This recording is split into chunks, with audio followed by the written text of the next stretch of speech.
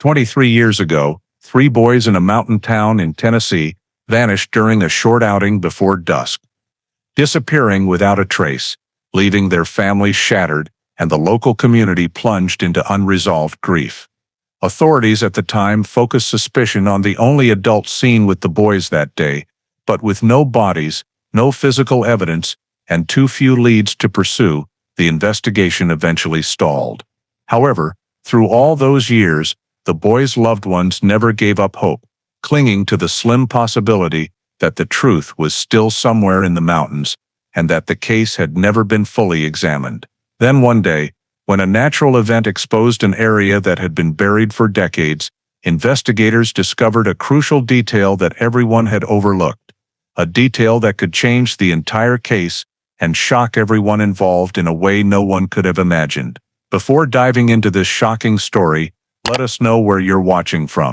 And if you like this video, don't forget to subscribe. In late October 2002, Morgan County lay quiet amid the Cumberland Mountains, shrouded in the fragile air of late fall. Dusk fell faster than usual.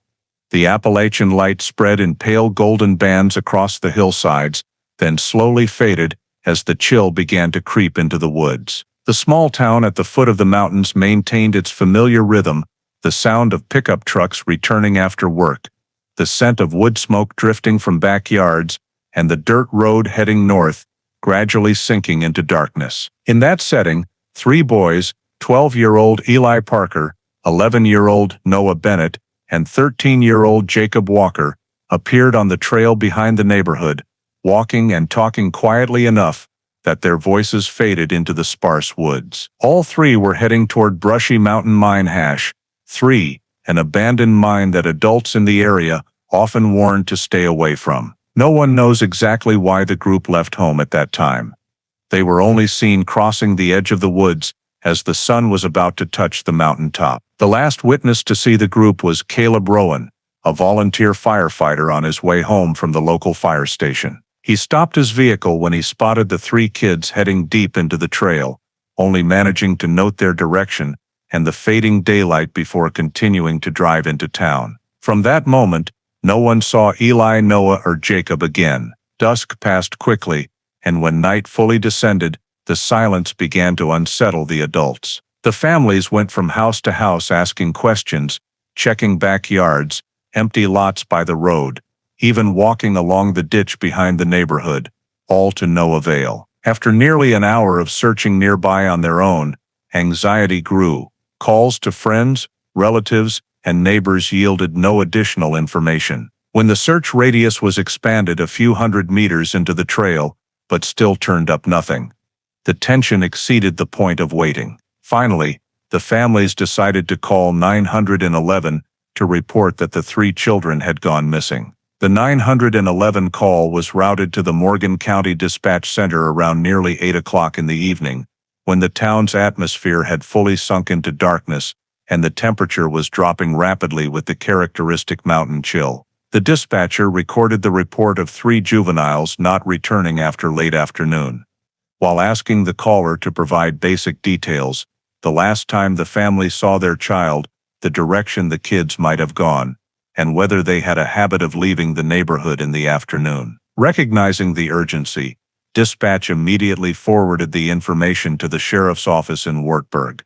The nearest patrol unit was sent to the neighborhood, opening a missing juveniles file per standard procedure. Upon arrival, the responding officer interviewed each parent to confirm timelines, while cross-referencing accounts among the families to eliminate discrepancies. The departure time was established as between 4:45 and 5 p.m. when natural light was beginning to diminish rapidly on the mountain sides. The consistent direction was northward, along the trail leading into the woods bordering Brushy Mountain. The on-duty officer added to the report that it was nearly dark by the time the 3 children were last seen, a factor significantly affecting search speed and visibility in the woods. The sheriff's office contacted witness Caleb Rowan to obtain the information he had previously shared with neighbors. Caleb confirmed the time he encountered the group as a few minutes after 5 o'clock in the afternoon, when he was driving past the trail and saw the 3 crossing into the woods toward Brushy Mountain Mine Hash 3. This was critical data that allowed the investigation unit to establish the last known location, marked on the operational map at the edge of the trail, connecting the neighborhood to the woods leading to the abandoned mine. Once the sheriff's office completed the initial verification and fixed the last known location based on Caleb Rowan's statement, the search force immediately moved to the next phase, determining the feasible travel radius of the 3 children from late afternoon until the families realized they hadn't returned. Based on standard S-hour data for children aged 11, 13, the command temporarily estimated an average travel speed on hilly terrain at about 1 to 1.5 miles per hour if moving continuously, but this figure dropped significantly in darkness, on steep terrain, or when the group deviated from the main trail. With more than 2 hours since the group was last seen, the minimum search radius was set at 1 to 2 miles in a straight line from the last known location, though the actual coverage area was much larger due to uneven terrain and potential directional dispersion. After agreeing on the basic radius, the sheriff's office divided the area to be swept into grid search cells per standard grid search model, with each cell clearly bounded on both paper maps and handheld S-hour maps. Priority cells were identified based on the known direction of travel, including the trail deeper into the woods, the foothill area near Brushy Mountain, and intersections of natural paths with shallow ravines.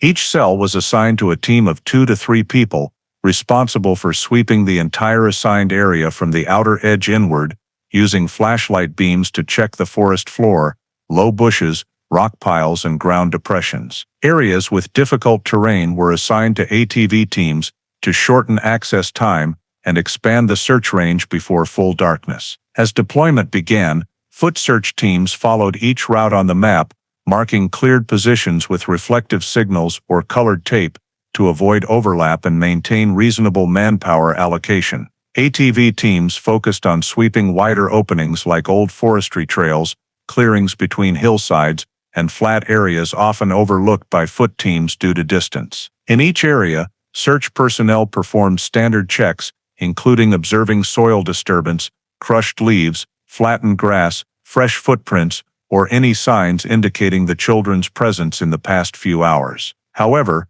Morgan County's terrain, thick with leaf litter, soft soil, and affected by mountain humidity, made surface trace detection highly challenging. Many spots had exposed soil but were blurred by wind and mist, while dense forest areas completely obstructed visibility as light faded quickly. After more than an hour of grid searching, no team recorded clear signs related to the 3 children. Positions thought to have fresh footprints lacked distinctive shapes or were too faint to confirm ownership. Some areas suspected of swept grass were closely examined, but quickly determined to be from wildlife moving in late afternoon. ATV teams reported no anomalies along wider paths, no clothing, personal items, or any signs the group had stopped. When the entire initial radius sweep yielded negative results, the search force had to shift to higher-risk areas where accidents were more likely. From the field commander's comprehensive risk assessment, the operations focus shifted to Brushy Mountain Mine #3,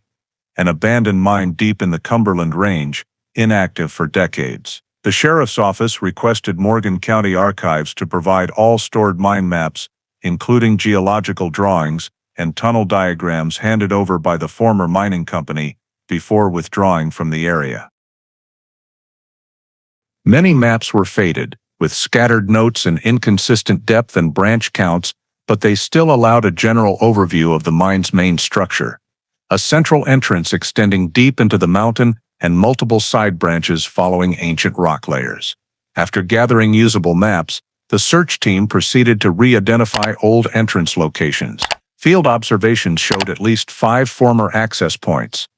1 main entrance beside the trail, 2 side entrances lower by several tens of meters along the mountainside, and 2 others almost completely covered by earth and rock. Traces of these entrances appeared as cut stone faces, rotted timber supports, and remaining concrete bases. However, only the main entrance still had enough clearance for human access, though safety was very low. After identifying entrances, the SAR technical team and several veteran local miners were brought in to assess tunnel stability. Based on the Cumberland region's geology, High humidity and layered rock prone to separation, collapse risk was deemed significant, especially at side entrances where bedrock had eroded over time. Large cracks appeared on the main entrance ceiling, indicating prior subsidence. The children's access to this area was entirely feasible, as the trail to the central entrance was clear with no natural barriers preventing deeper entry. The search force analyzed the likelihood of the 3 boys entering the mine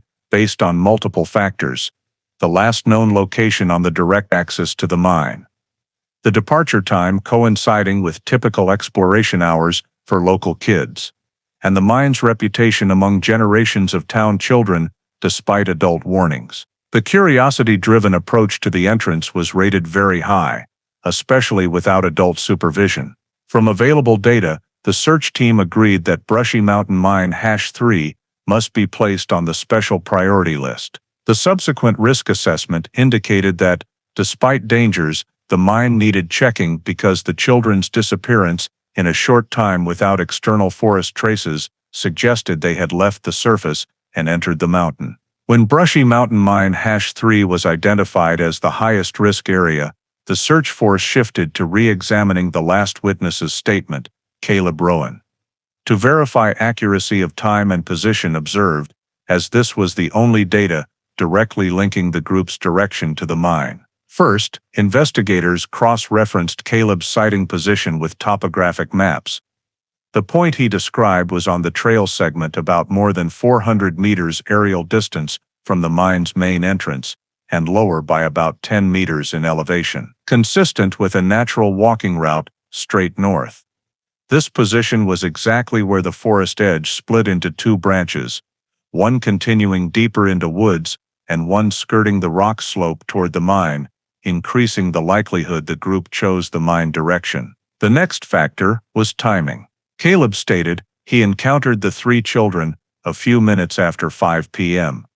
while driving home from the fire station. To check reasonableness, authorities determined sunset that day in Morgan County at about 6:37 p.m., meaning at 5 o'clock, light was still sufficient to observe people on the trail from short range and identify direction. However, Cumberland mountain light often dims quickly in tree-covered areas, so investigators simulated lighting conditions based on recorded weather that day: lightly cloudy, diffused light reducing contrast, but sufficient to distinguish human shapes within tens of meters. This showed Caleb's close-range sighting statement was reasonable. The next part of analysis was scanning for potential discrepancies in the statement. Investigators considered the possibility Caleb misremembered time, a common error in events under rapidly changing light.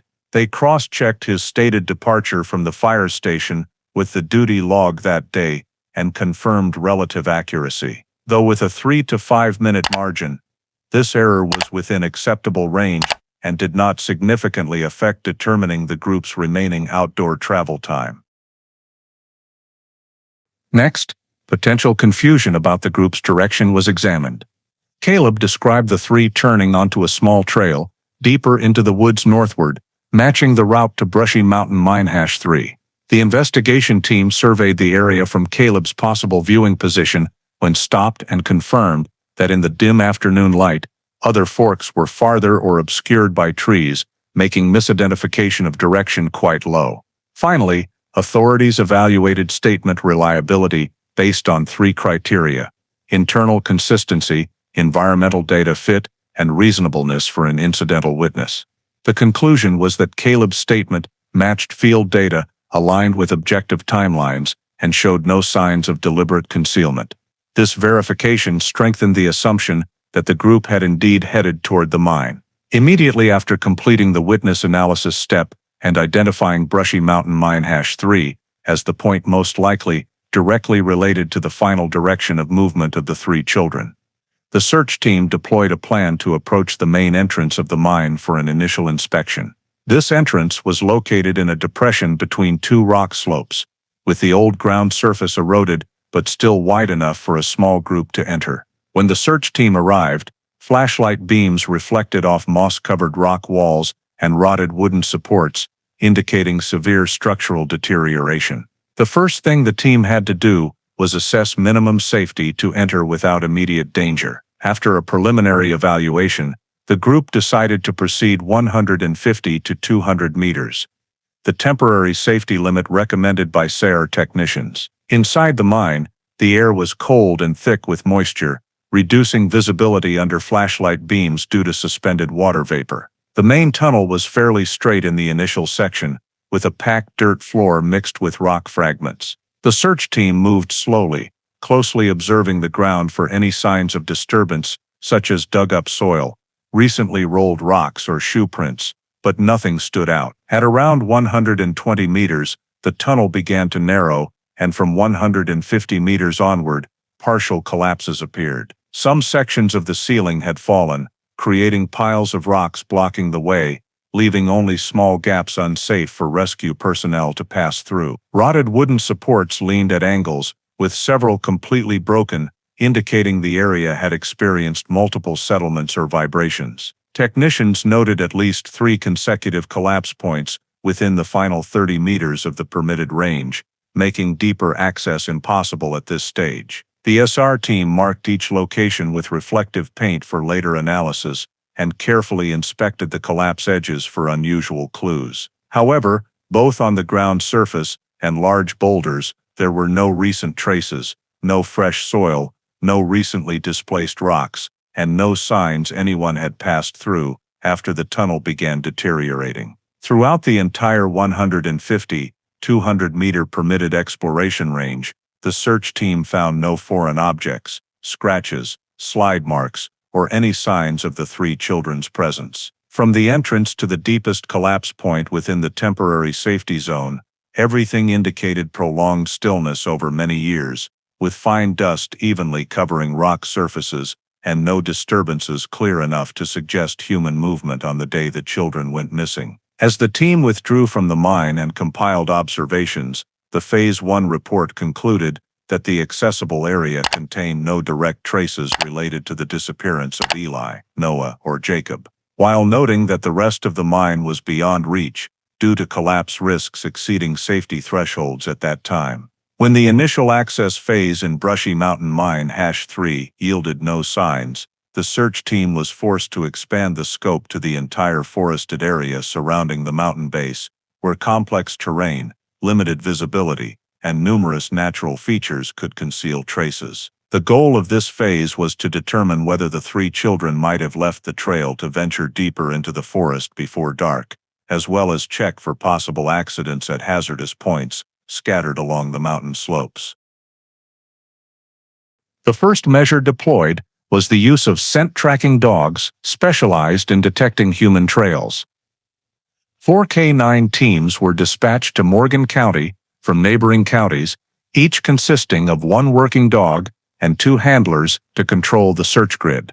The teams started from the last known location, moving in different directions based on side trails. However, environmental conditions were unfavorable, thick humidity diluted scents, and the deep layer of decayed leaves on the ground made retaining scent trails even harder. Although the dogs showed mild reactions a few times near dense clusters of trees, each alert quickly lost direction and was not strong enough to establish a clear movement path. After nearly 2 hours of sweeping, the K9 teams reported no continuous scent trail of operational value. Concurrently with the ground K9 teams, a Tennessee Emergency Management Agency helicopter, equipped with FLIR, was deployed for aerial checks. The FLIR system can detect heat sources, even partially obscured by foliage, and is often particularly effective in conditions where nighttime temperatures drop sharply, as in the Cumberland area. The helicopter flew in a side-to-side scanning pattern,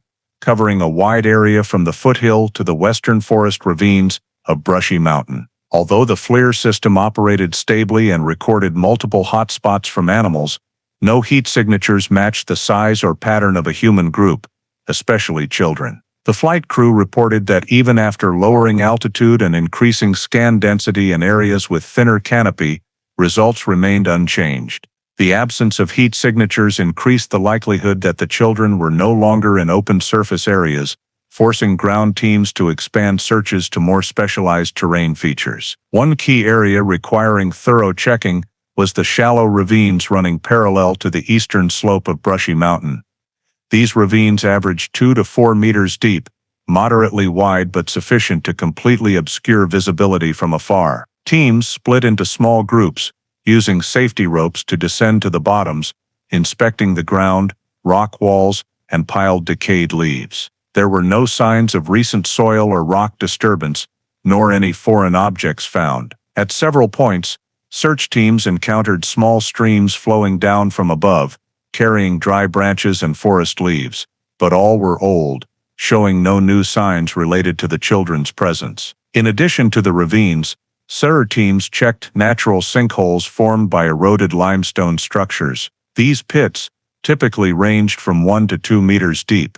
Though not deep enough for fatal accidents, they were places where children could slip or seek temporary shelter. Search teams used long probes to check the ground, then dropped flashlights to observe below. Some pits contained rainwater, others were just mud mixed with leaves, with no surface disturbances. Each pit was marked as checked and recorded on the operations map to avoid duplication. During the expanded search, SER forces also swept forest edge areas where the ground was flatter to ensure no possibility was missed that the children had turned back toward residential areas but gotten lost. However, similar to other areas, the ground showed no recent traces, no footprints, no unusually broken branches, and no fabric scraps or signs of activity that children might leave while trying to return. When compiling data from ground teams, K-9 units, and the FLIR flight crew, the report showed that the entire forest area adjacent to the last known location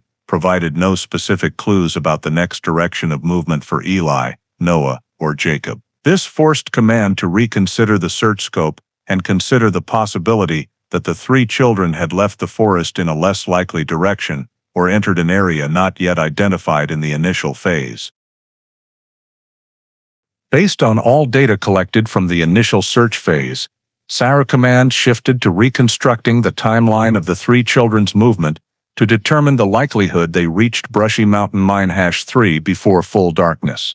The timeline reconstruction relied on 3 key factors: time leaving home, time last seen, and sunset time in late October in Morgan County. Families agreed that Eli, Noah, and Jacob left the residential area between 4:45 and 5 p.m. Witness Caleb Rowan saw the 3 children a few minutes after 5 o'clock as he drove past the trail heading north. This data helped confirm the group moved continuously right after leaving home without prolonged stops. Under normal conditions, the average walking speed for 11-13-year-old children on flat terrain ranges from 2 to 2.5 miles per hour, but since the road from the residential area to the base of Brushy Mountain was a dirt road with gentle incline covered in forest leaves, actual speed was adjusted to 1 to 1.5 miles per hour.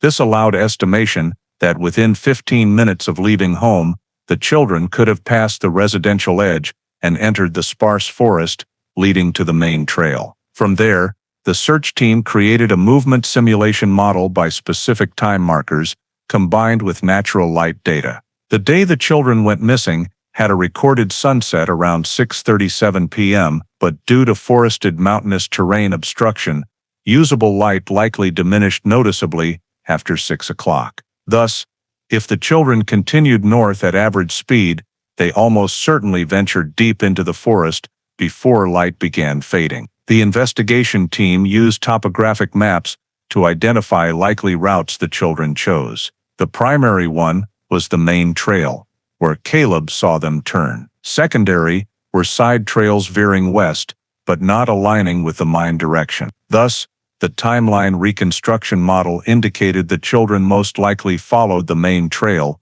the most recognizable route. When simulating this distance, SAR calculated that if the children turned onto the trail right after encountering Caleb, they could reach the mine base area in 20 to 35 minutes, depending on whether they stopped to observe. This placed potential arrival at the mine entrance around 5:30 to 5:45 p.m., when light was still sufficient to clearly see the tunnel opening and surrounding area. Another important factor incorporated into the model was the children's decision when facing the dark mine space. Children in this age group often underestimate underground terrain dangers, and their exploratory tendency could lead them to enter the tunnel even as light faded. Based on local experience and similar incidents in the Appalachian region, investigators concluded that the likelihood of the children being drawn to the mine entrance due to its large structure, echoing sounds, and adventurous appeal was entirely plausible. The model also considered different time scenarios. If the children left home a few minutes earlier, they could reach the mine before 5:30. If later, they could still arrive before it got too dark to navigate. And in all scenarios, the children had sufficient natural light to approach the mine entrance in the 30 minutes before the forested mountain area shifted to low light. When applying the time model combined with implemented search ranges, Sarah noted a significant gap between the time the children might have reached the mine area and when search teams began accessing it. If the children entered the mine soon after arriving, that would have occurred entirely before sunset, when no one in town knew they were missing. This explained why no traces were found in the surrounding forest. The children might not have been on the surface when families and Sarah began searching. Another factor evaluated was movement continuity. There was no evidence the children turned in another direction after Caleb's sighting, and no signs in nearby forest areas indicated they stopped. This reinforced the model that the children moved straight toward the mine along the highest probability route. When compiling all simulation data, including movement speed, light timing, terrain, witness location, and feasible routes, the timeline reconstruction showed a very high likelihood that children reached Brushy Mountain Mine #3 before dark, sufficient for command to treat this as the central hypothesis, prioritizing next steps in the search process. Immediately after timeline simulation and determining the likelihood the children approached the mine area before dark, SAR Command and the Sheriff's Office Investigation Unit shifted to reviewing a critical but urgently excludable hypothesis, the possibility of abduction. Although no direct signs at the scene indicated a vehicle or stranger, the complete disappearance of 3 children in a short time without traces required, considering this per protocol. The first step was checking all roads potentially used by vehicles during the same period the children were last seen. Though Morgan County in 2002 had few public cameras, investigators recorded and reviewed footage from 2 operational locations, a small gas station on the main road into town, and a security camera at an auto repair shop about a mile from the trail where Caleb saw the children. Both were old systems with low-quality recording, capturing only still frames. After extracting data,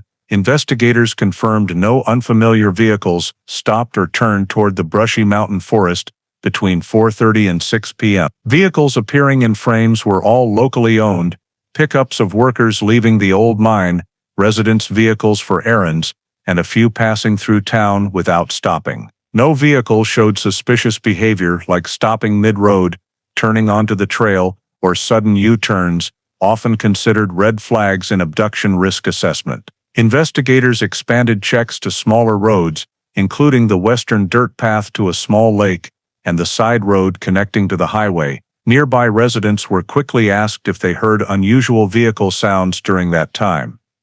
All said no, most noting the area rarely had traffic in late autumn afternoons, nearing dark. Next, standard protocol criminal record cross-checking was performed, screening registered sex offenders or those with juvenile-related priors within a 30-mile radius. The list yielded only a few supervised cases living far from the incident area, none present in Morgan County at the time per supervision records. Non-resident offenders were also reviewed via state databases, but none appeared within relevant time-location parameters. Meanwhile, the chance of a stranger passing through the forest area was deemed extremely low, since Brushy Mountain was not a tourist spot or shortcut between counties. Investigators also questioned whether a large vehicle, such as a truck, could approach the forest undetected by cameras. However, Morgan County's narrow roads and many no-turnaround areas made this less feasible. Any large vehicle entering the residential area would be noticeable, and on the day of the incident, no one reported seeing unfamiliar vehicles or hearing unusual engines. Additionally, The children were seen moving voluntarily in a consistent direction without signs of coercion, indicating no contact immediately before disappearance. Investigators considered the possibility of the children being intercepted by a stranger deeper in the forest, but this contradicted search results: no struggle traces, no unfamiliar shoe prints, and no dropped items anywhere in checked areas. An abduction typically leaves at least minimal physical evidence, especially in soft soil and leaf litter that retains marks. No such signs were found. Some volunteers asked if the children could have encountered an unfamiliar vehicle at a point outside camera coverage. Investigators assessed this by cross-referencing movement timing. The children could only leave the trail and reach a road wide enough for vehicles in a very narrow window before dark, requiring a turn away from north, but prior timeline simulation showed they almost certainly went straight to the mine. All data mismatched a stranger vehicle encounter scenario. When compiling all evidence, investigators concluded the abduction hypothesis lacked factual basis. No vehicle evidence, no stranger witnesses, no resistance signs or related objects, and no criminal records indicating a dangerous subject near Morgan County at that time. The children's disappearance lacked abduction characteristics, no coercion elements, no third-party approach signs, leading to exclusion of this hypothesis to focus on possibilities, better matching environmental data, and reconstructed movement behavior. After ruling out the possibility of abduction, due to the absence of any field data or supporting evidence, the search forces were compelled to revisit the hypothesis that the 3 children had suffered an accident outside the mine's perimeter, but still within the forested area and natural terrain surrounding Brushy Mountain. This was a necessary re-evaluation because the Cumberland Forest region contains numerous terrain features that could pose dangers to young children, especially under conditions of rapidly diminishing light in the late afternoon, and when the group of children might not have been fully familiar with the complex topography of the area. To implement this hypothesis, the SAR command team compiled a list of areas with the highest risk of natural accidents based on topographic maps: natural limestone sinkholes, narrow ravines running along the eastern slope, newly formed rockslide streaks, and locations where surface soil erosion had created slippery terrain. First, the search team scanned the natural rock shafts formed by underground water erosion. These shafts had an average depth of 1 to 3 meters, sometimes covered by a thick layer of decayed leaves that made them difficult to detect without close attention. The SAR team checked each shaft by using probing poles, then shining lights into the bottom to look for signs of disturbance or foreign objects. Some shafts contained standing water from prior rainfall, but all showed stable mud surfaces, with no areas of freshly broken ground or slide marks, suggesting anyone had fallen in. Similarly, the dry shafts had thick but intact leaf litter, not compressed or disturbed in the way that occurs when a heavy object falls in, and there were no footprints around the edges, which would be easy to leave on soft soil. When no signs were found in the rock shafts, the SAR team moved on to inspecting the shallow gorges extending from the eastern slope down to the hillside, where long-term water flow had created small channels with loose rocks and unstable ground. The search parties secured safety ropes, moved along both sides of the gorge edges, and used high-powered flashlights to scan along the rock walls. If the group of children had slipped into these gorges, the likelihood of leaving traces was quite high, such as slide marks on the leaf layer, broken branches, or freshly rolled rocks. However, all the surveyed gorges showed signs of long absence of human presence: rock surfaces evenly covered in moss, no fresh soil exposed, and no changes in the natural structure indicating recent impact. Several rock slide points clearly marked on geological maps were also checked, but most were falls from many years prior, evident from the weathering and long-term accumulation of fine dust. To ensure no oversight of accidents related to natural loose surfaces, the SAR team also scanned water pooling areas and deep mud puddles that appeared along the slopes after heavy rain. These spots often pose dangers by causing slips or sinking into boggy ground, but upon checking each location, the team only recorded static mud puddles, with no signs of water swirling or recently disturbed surfaces. Some pools were illuminated with lights to search for movement traces or submerged objects, but the results still showed no signs related to the disappearance. Additionally, the investigation team considered the possibility that the group of children might have been injured or trapped at an intersection between trails and steep rock fields. In many cases in the Appalachia region, children could slip off trails and fall onto exposed rock fields, leaving traces on the vegetation layer or clear slide marks. However, when the SAR forces conducted a full sweep of the main trail's entire length and several side branches, all rock fields showed no signs of disturbance. Loose rocks remained in their original positions, leaves were undamaged, and there were no freshly broken branches, meaning no evidence of unusual movement in the afternoon when the group disappeared. Another factor, carefully examined, was the possibility that the group of children had wandered off and reached areas with dense terrain where visibility was obstructed. However, the search team scanned numerous large clusters of trees off the trails and found no disturbances. Small animal trails also bore no traces matching human size or movement direction. After compiling all data from the natural terrain scanning process, the SR command team concluded that there was no evidence indicating the 3 children had suffered an accident outside the mine's perimeter. Every checked natural hazard area showed no signs compatible with the group's presence on the afternoon of October 28, and the absence of any new changes in the terrain reinforced the assessment that the off-mine accident hypothesis did not fit the actual data. When the natural hazard areas outside yielded no relevant signs, the SR command forces decided to return to Brushy Mountain Mine Hash 3 to expand access inside the mine, focusing on the shallow collapse points recorded in the initial search phase. The goal was to create temporary safe passages to advance deeper by about 30 to 50 meters beyond the previous technical stop point, thereby determining if any suspicious traces existed inside the tunnel sections the team could not reach in the early phase. To carry out this task, the sheriff's office invited 2 additional veteran local miners as safety advisors, while mobilizing the SR technical team equipped with light clearing tools, including crowbars, metal wedges, and high-powered lights. Phase 2 began in the morning to take advantage of natural light and reduce the risk of further collapses due to more stable daytime temperatures. The first collapse point was about 150 meters from the main entrance, with a structure consisting of medium-sized boulders mixed with debris. The miners assessed this as a shallow collapse, where a portion could be removed to create a narrow passage without completely destabilizing the tunnel ceiling. The passage opening process proceeded slowly and cautiously.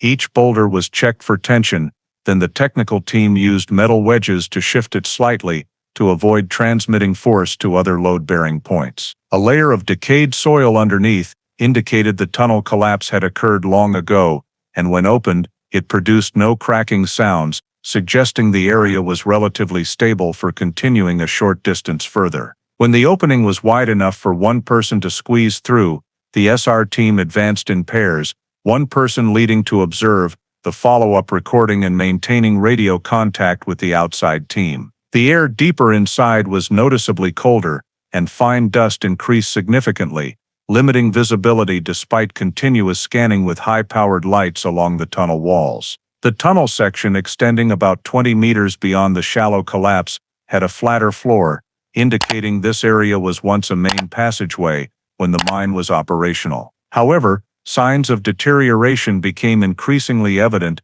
as the team advanced deeper. The ceiling showed longitudinal cracks, some old wooden supports had completely rotted, and only mushy cores remained. Near the 30-meter mark, the team discovered a second collapse section, larger and more complex than the shallow one just opened. The rock mass here consisted of large slabs interlocked into a tightly compressed cluster, with debris compacted into a thick layer, indicating this collapse resulted from multiple cumulative subsidences or fractured layered rock structure. When the miners lightly tapped a few points with a hammer, the sound was dull and heavy, signaling unstable load-bearing in the area. This made further tunnel expansion dangerous, especially without specialized shoring equipment. Although unable to clear this section further, the SAR team still attempted observation by using wide-angle lights to scan into crevices between rocks. No abnormal objects were recorded, just deep darkness showing no clues or signs of human movement. From the second collapse point, the search group tried further access by lowering a wired camera into a small side crevice, but the cable was blocked after less than 2 meters by sloping rock below. The captured images showed only old rock slabs and fine soil, with no signals related to the disappearance. At the 40 to 50 meter advance mark, the team began feeling slight vibrations from the ceiling during movement, a sign that the rock structure was affected by internal activity. The miners immediately requested withdrawal to avoid triggering a spreading collapse, especially since opening the passage had partially disrupted the long-term equilibrium in the tunnel structure. While retreating near the shallow collapse, the team re-observed the entire traversed area, searching for common signs if anyone had entered, such as disturbed soil, recent rock falls, scratches, abandoned objects, or any other changes. However, similar to the initial access phase, this area showed absolutely no new signs. The thick dust layer evenly covering the floor and walls was uninterrupted, proving no recent movement. Large rocks had thin moss on edges, indicating they had remained in place for a long time. After exiting the mine and compiling records, the search forces issued a preliminary conclusion for Phase 2, although access range was expanded by 30 to 50 meters compared to the first time. No related signs were discovered. More importantly, the deeper collapse structures inside the tunnel were beyond the technical team's survey capability due to high risk levels, and many areas within the mine remained inaccessible without specialized equipment exceeding the local SAR forces' capabilities. After completing the 2 search phases in the mine and expanding the survey of the entire adjacent forest, but still obtaining no traces, the SAR command forces and the Sheriff's Office Investigation Unit proceeded to recompile all data to evaluate the 3 core hypotheses that could explain the disappearance of the 3 children. This compilation was a necessary step to determine the next priority direction and ensure every scenario was considered objectively based on data collected in the initial search days. The first hypothesis was that the group entered Brushy Mountain Mine #3 and encountered a tunnel collapse. This hypothesis was considered the most feasible based on multiple factors. The children's last known movement route led directly toward the mine, witness Caleb's statement confirming they turned onto the trail correctly, leading to the main entrance, and the absence of any traces outside the mine area, suggesting they may have left the surface very early. The mine survey results also reinforced this possibility.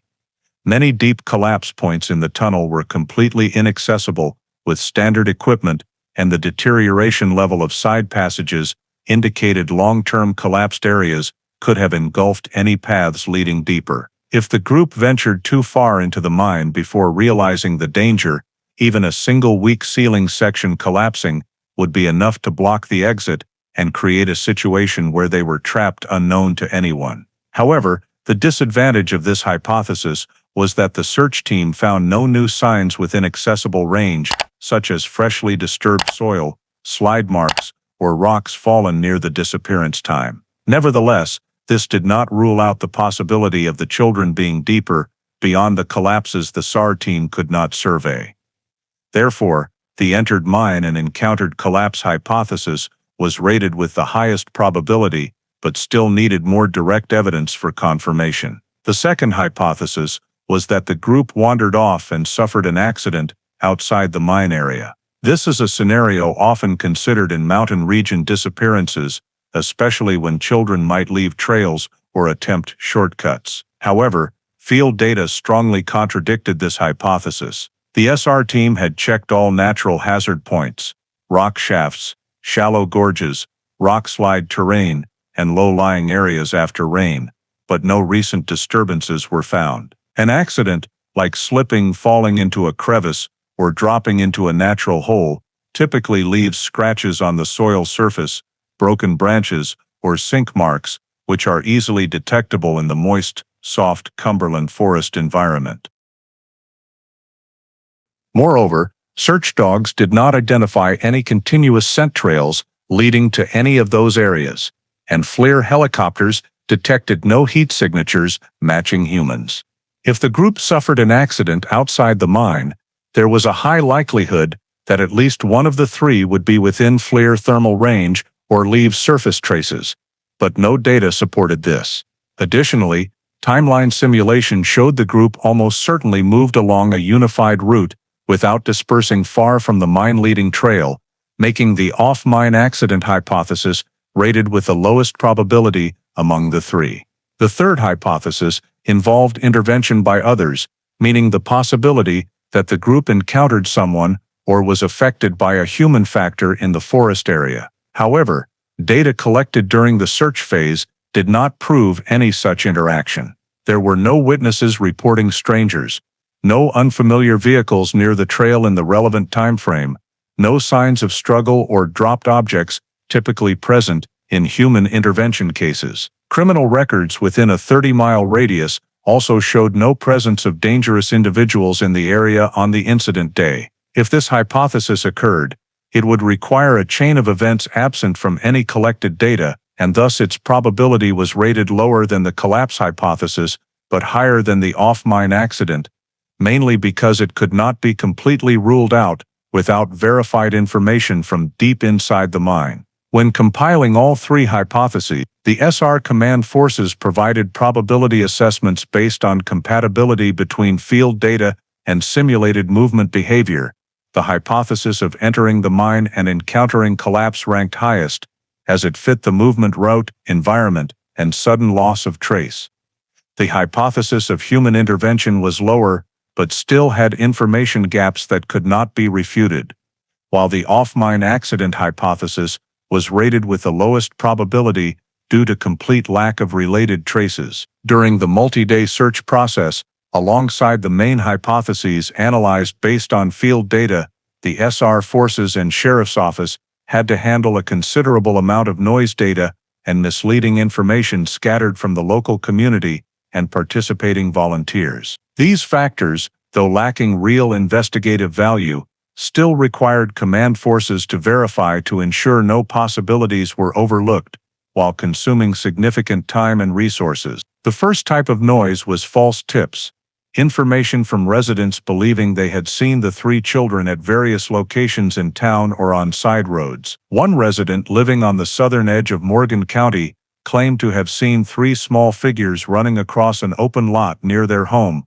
around 6 p.m. on the disappearance day. However, when the patrol team arrived at the scene and checked the time, location, and actual lighting conditions at that moment, they found the area too far from the last known location and the three children moving that quickly to be impossible. Additionally, the FLIR helicopter had scanned this area shortly after the tip without recording any heat signatures. Thus, the tip was ruled out but still cost the team nearly 2 hours to deploy forces for verification. Another tip came from a group of hunters claiming they heard unusual branch snapping deep in the western forest shortly after dark. Although such sounds could entirely be caused by animals, the search team still had to deploy a small unit to scan the area, as loud snaps could relate to a slip accident or rock slide. However, the checked area showed no changes in vegetation and no footprints or surface disturbances. The SR team concluded it was just natural forest sounds under wind and rapidly dropping temperature conditions, but processing this information still consumed manpower during the critical initial search time. Beyond false tips, staged scenes or misleading field elements also slowed the evaluation process. During one sweep of a side trail near the eastern forest area, a volunteer discovered a pale blue fabric scrap caught on a low branch. Although the fabric did not match the description of the three children's clothing when leaving home, the investigation team still had to collect and analyze it. After comparison, the item was identified as part of a child's jacket torn by snagging on branches, most likely left weeks prior by a picnicking family. Though unrelated, it forced the team to temporarily expand search to a nearby area to ensure no oversight of a prior injured or lost child case. Another case occurred when a search group discovered drag marks on the ground, extending several meters toward a thick tree cluster. The marks initially appeared like those from a heavy object, but upon close inspection, the SIRE team leader determined they were only from a small tree trunk felled by wind and sliding on decayed leaves. These drag marks caused considerable confusion, requiring the team to spend over an hour checking around the cluster to ensure no connection to the disappearance. Such situations, though minor, accumulated to reduce search speed and add pressure to the command forces already handling multiple information sources. Another type of noise came from witnesses misremembering times or people. A middle-aged woman reported seeing 3 children pass by her house around 4 p.m. before Caleb encountered them. However, when the investigation team rechecked nearby store security cameras and interviewed surrounding residents, they determined the 3 children she saw were from another nearby family, coincidentally wearing similar colored clothing. The time she recalled also did not match actual lighting, leading to the statement being discarded. But still, the investigation team spent considerable time verifying the identities of the children she saw to ensure no serious misidentification. A similar situation was a statement from a long-distance hiker claiming to have heard children calling each other in the eastern forest late in the afternoon. When mapping and calculating sound propagation range under that day's weather conditions, the investigation team found the statement incompatible with the hiker's actual position at the reported time. Additionally, that area had been thoroughly scanned by K9 units without detecting any scent traces. These factors indicated the witness's memory was likely distorted by low light and distance. Unrelated items also played a significant role in creating noise. During multiple searches, teams discovered plastic scraps, soda cans, candy wrappers, even an old child's shoe half buried under moist soil. Each object had to be recorded, collected, and compared against lists of belongings from area family. The child's shoe drew the most attention, as its size matched the missing group's age range. But after comparing sole patterns, color, and wear condition, the investigation team confirmed the shoe had been in the forest for many months, evident from moss adhesion and fabric decay, showing long-term decomposition. Verifying such details, though necessary, still required the SAR team to reallocate manpower and extend search time while core data remained unclarified. When compiling all forms of noise data, false tips, misremembered statements, and unrelated items, the command forces recognized that these factors not only contributed no useful information, but also dispersed resources, delayed the search process, and complicated the evaluation of the 3 children's actual movement direction. When the expanded search phase was completed, but yielded no traces or direct clues leading to the presence of the 3 children,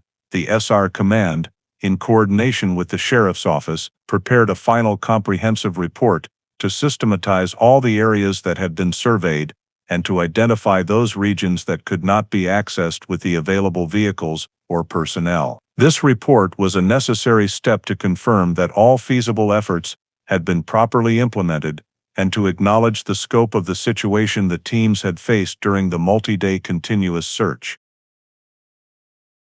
First, the report summarized the entire forested area surrounding the base of Brushy Mountain.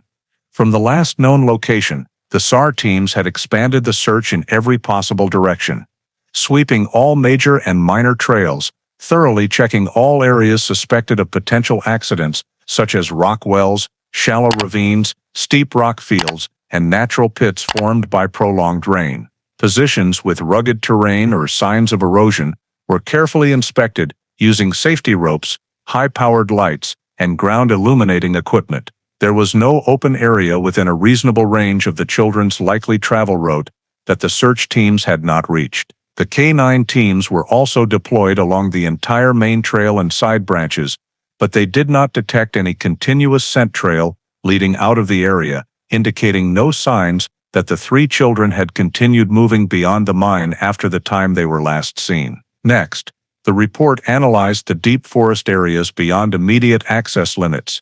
These included steep mountain slopes, extended rock slide zones, and some densely vegetated regions that the search teams had to approach via detours. However, all those areas were ultimately swept by foot teams or ATV teams. The absence of footprints disturbed soil, broken branches, or any signs of passage led the report to assert that if the 3 children had passed through those regions, they would have left at least some consistent scene evidence, which in reality was not observed. The most critical part of the report concerned Brushy Mountain Mine #3, where numerous survey efforts had been undertaken but still did not allow a full assessment of the entire internal structure. In the safely accessible range, approximately the first 150 to 200 meters and an additional 30 to 50 meters, by clearing shallow collapses, the search teams found no signs of recent disturbance. However, the report emphasized that the majority of the tunnel system beyond the deep collapse points remained completely inaccessible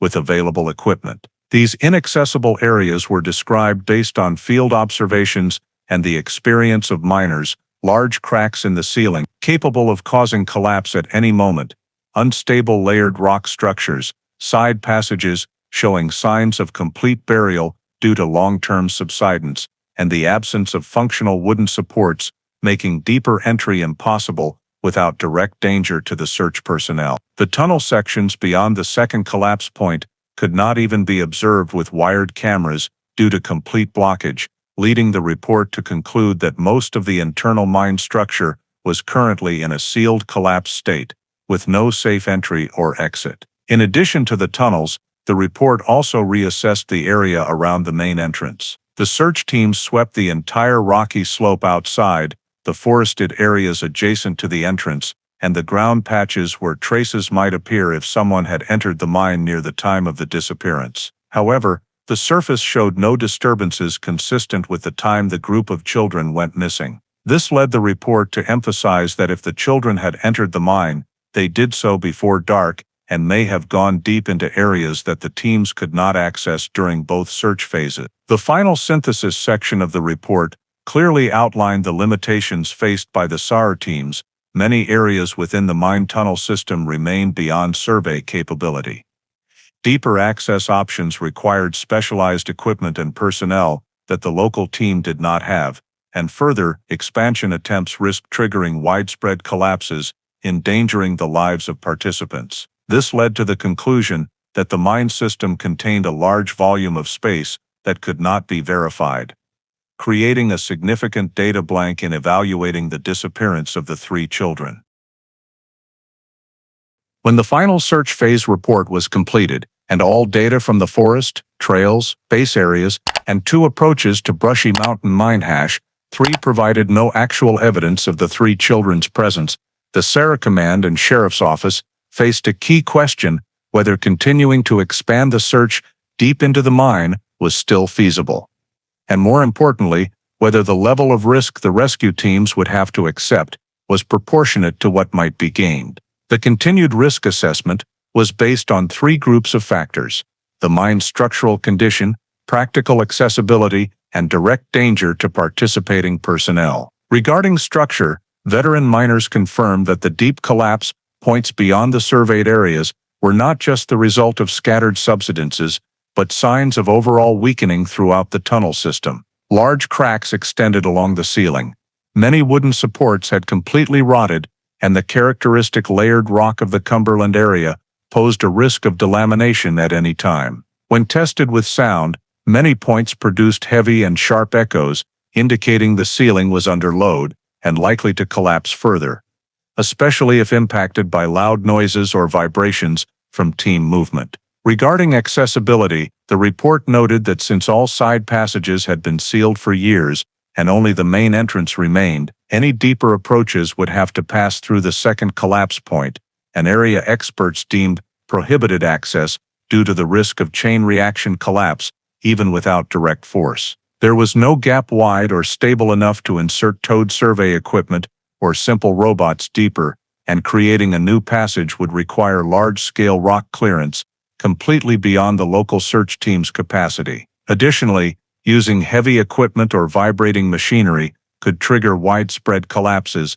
leading to a double disaster and endangering anyone still inside. The personnel risk assessment also raised serious warnings. The SR commander emphasized that teams could no longer be sent into areas with unstable ceilings, while miners reiterated that such tunnels after decades of abandonment, could not predict how they would react to human presence. Each footstep could cause resonance in the rock layers.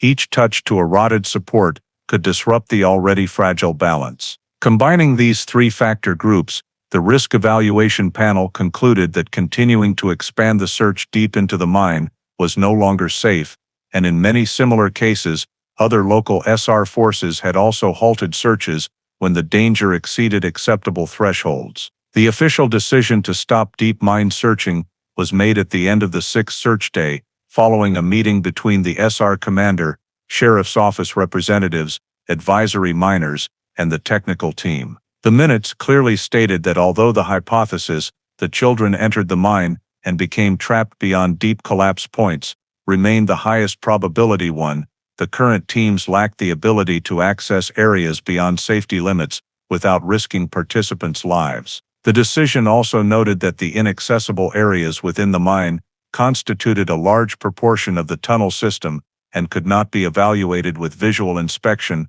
or basic equipment. Any further deep survey efforts would require mining experts, specialized shoring equipment, load-bearing survey robots, and seismic measurement systems, all beyond short-term deployment capability in Morgan County. Following this decision, the search teams shifted focus to securing and sealing the mine entrance area to prevent civilians and volunteers from entering and endangering themselves. Warning signs were erected, the entrance was blocked with temporary barriers, and the sheriff's office maintained a small part-time patrol team to prevent unauthorized entry. Although the decision to stop deep mine searching was based on objective analysis and compliance with safety standards, no one involved felt relieved. The inability to verify what lay beyond the deep collapse points left the entire search effort in a deadlock without resolution, and this information gap became an insurmountable boundary given the resources available at the time. When the decision to halt deep mine searching was issued and all surface and underground search efforts yielded no valuable results, the sheriff's office began the phase of finalizing the initial investigation file. Over the following year, authorities continued to record any emerging tips, but none were strong enough to expand the case or force a return to the mine area. The prolonged silence of the scene, combined with no new witnesses, no physical discoveries, and no movement signs to track, caused the file on the disappearance of the 3 children in Morgan County to gradually shift to a legally stalled status. In early 2004, after completing the full file review process to determine if any further investigative steps could be taken with county resources, the sheriff's office concluded that all feasible field measures had been fully conducted, and continuing searches in the same scope would no longer yield new value. From that point, the file was officially transferred to the Tennessee Bureau of Investigation for inclusion in the Cold Case Unit. The unit specializing in handling disappearances and unsolved cases when local resources could no longer achieve breakthroughs. The file transfer process required compiling all data obtained from 2002 to that time. Morgan County investigators had to review every related report, from SARE search logs, witness interview transcripts, marked area maps, to geological records provided by miners during the 2 mine approaches. Each surveyed area was re-entered into the county's overall map, clearly showing the rescue team's coverage on each search day, including areas off main trails and expanded sections checked by ATV. In particular, all information related to Brushy Mountain Mine #3 was archived in a separate file due to the tunnel system's complexity and its key role in primary hypotheses. This file included field photos taken inside the mine, locations of shallow and deep collapse points,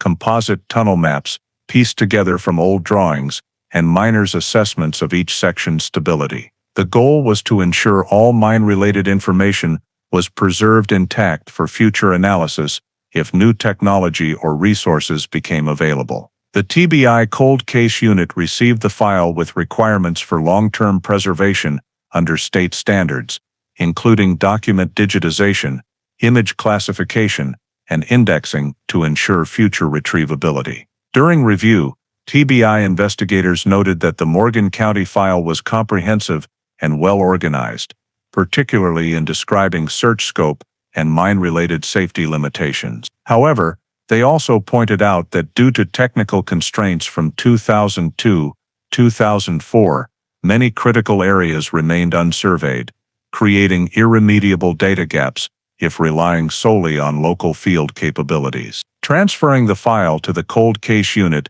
did not mean the case was forgotten.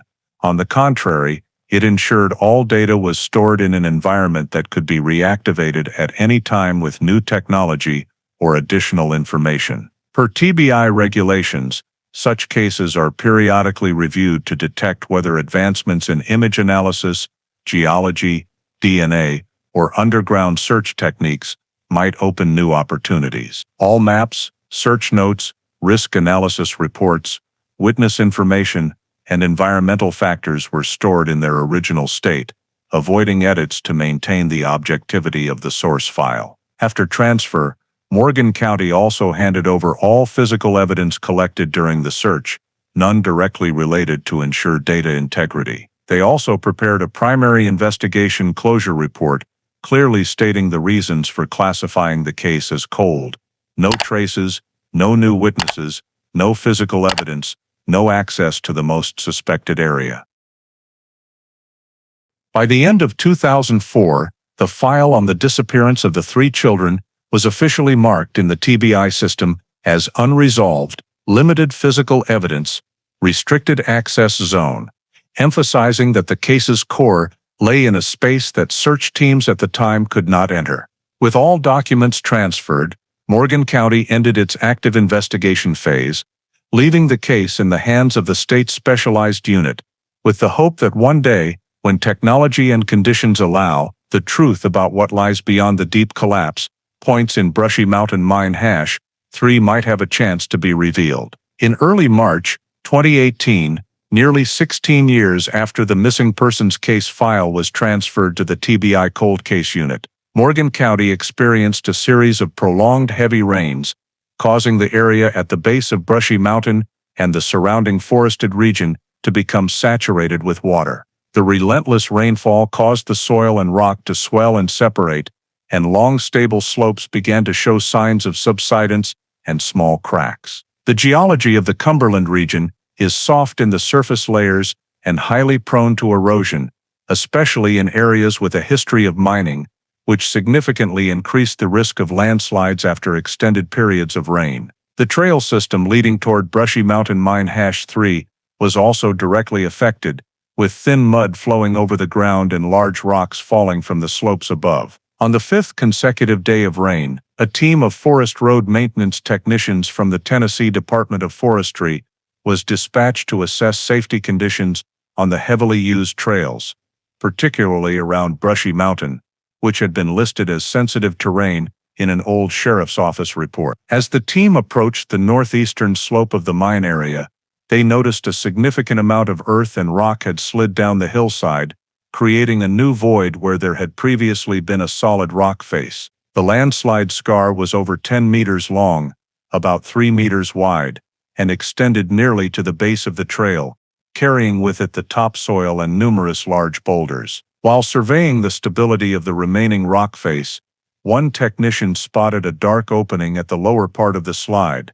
a dark crevice shaped like a broken horizontal entrance, not matching any of the access points recorded in the 2002 files. This opening had appeared between 2 rock masses that had shifted from their original positions, revealing a dark void extending deep inside. The team initially thought it might be a natural cavity, but when they shone flashlights into it, they saw that the interior rock surfaces were flat and structured like man-made tunnel walls. One member of the team, who had previously dealt with landslides at other old mines in the region, recognized that the opening was likely the remnant of a secondary entrance to Brushy Mountain Mine Hash 3, one that had completely collapsed decades earlier and was not documented on the survey maps from the time of the disappearance. Recognizing the unusual nature of the discovery, the forestry team immediately cordoned off the landslide area temporarily and contacted the sheriff's office to report it.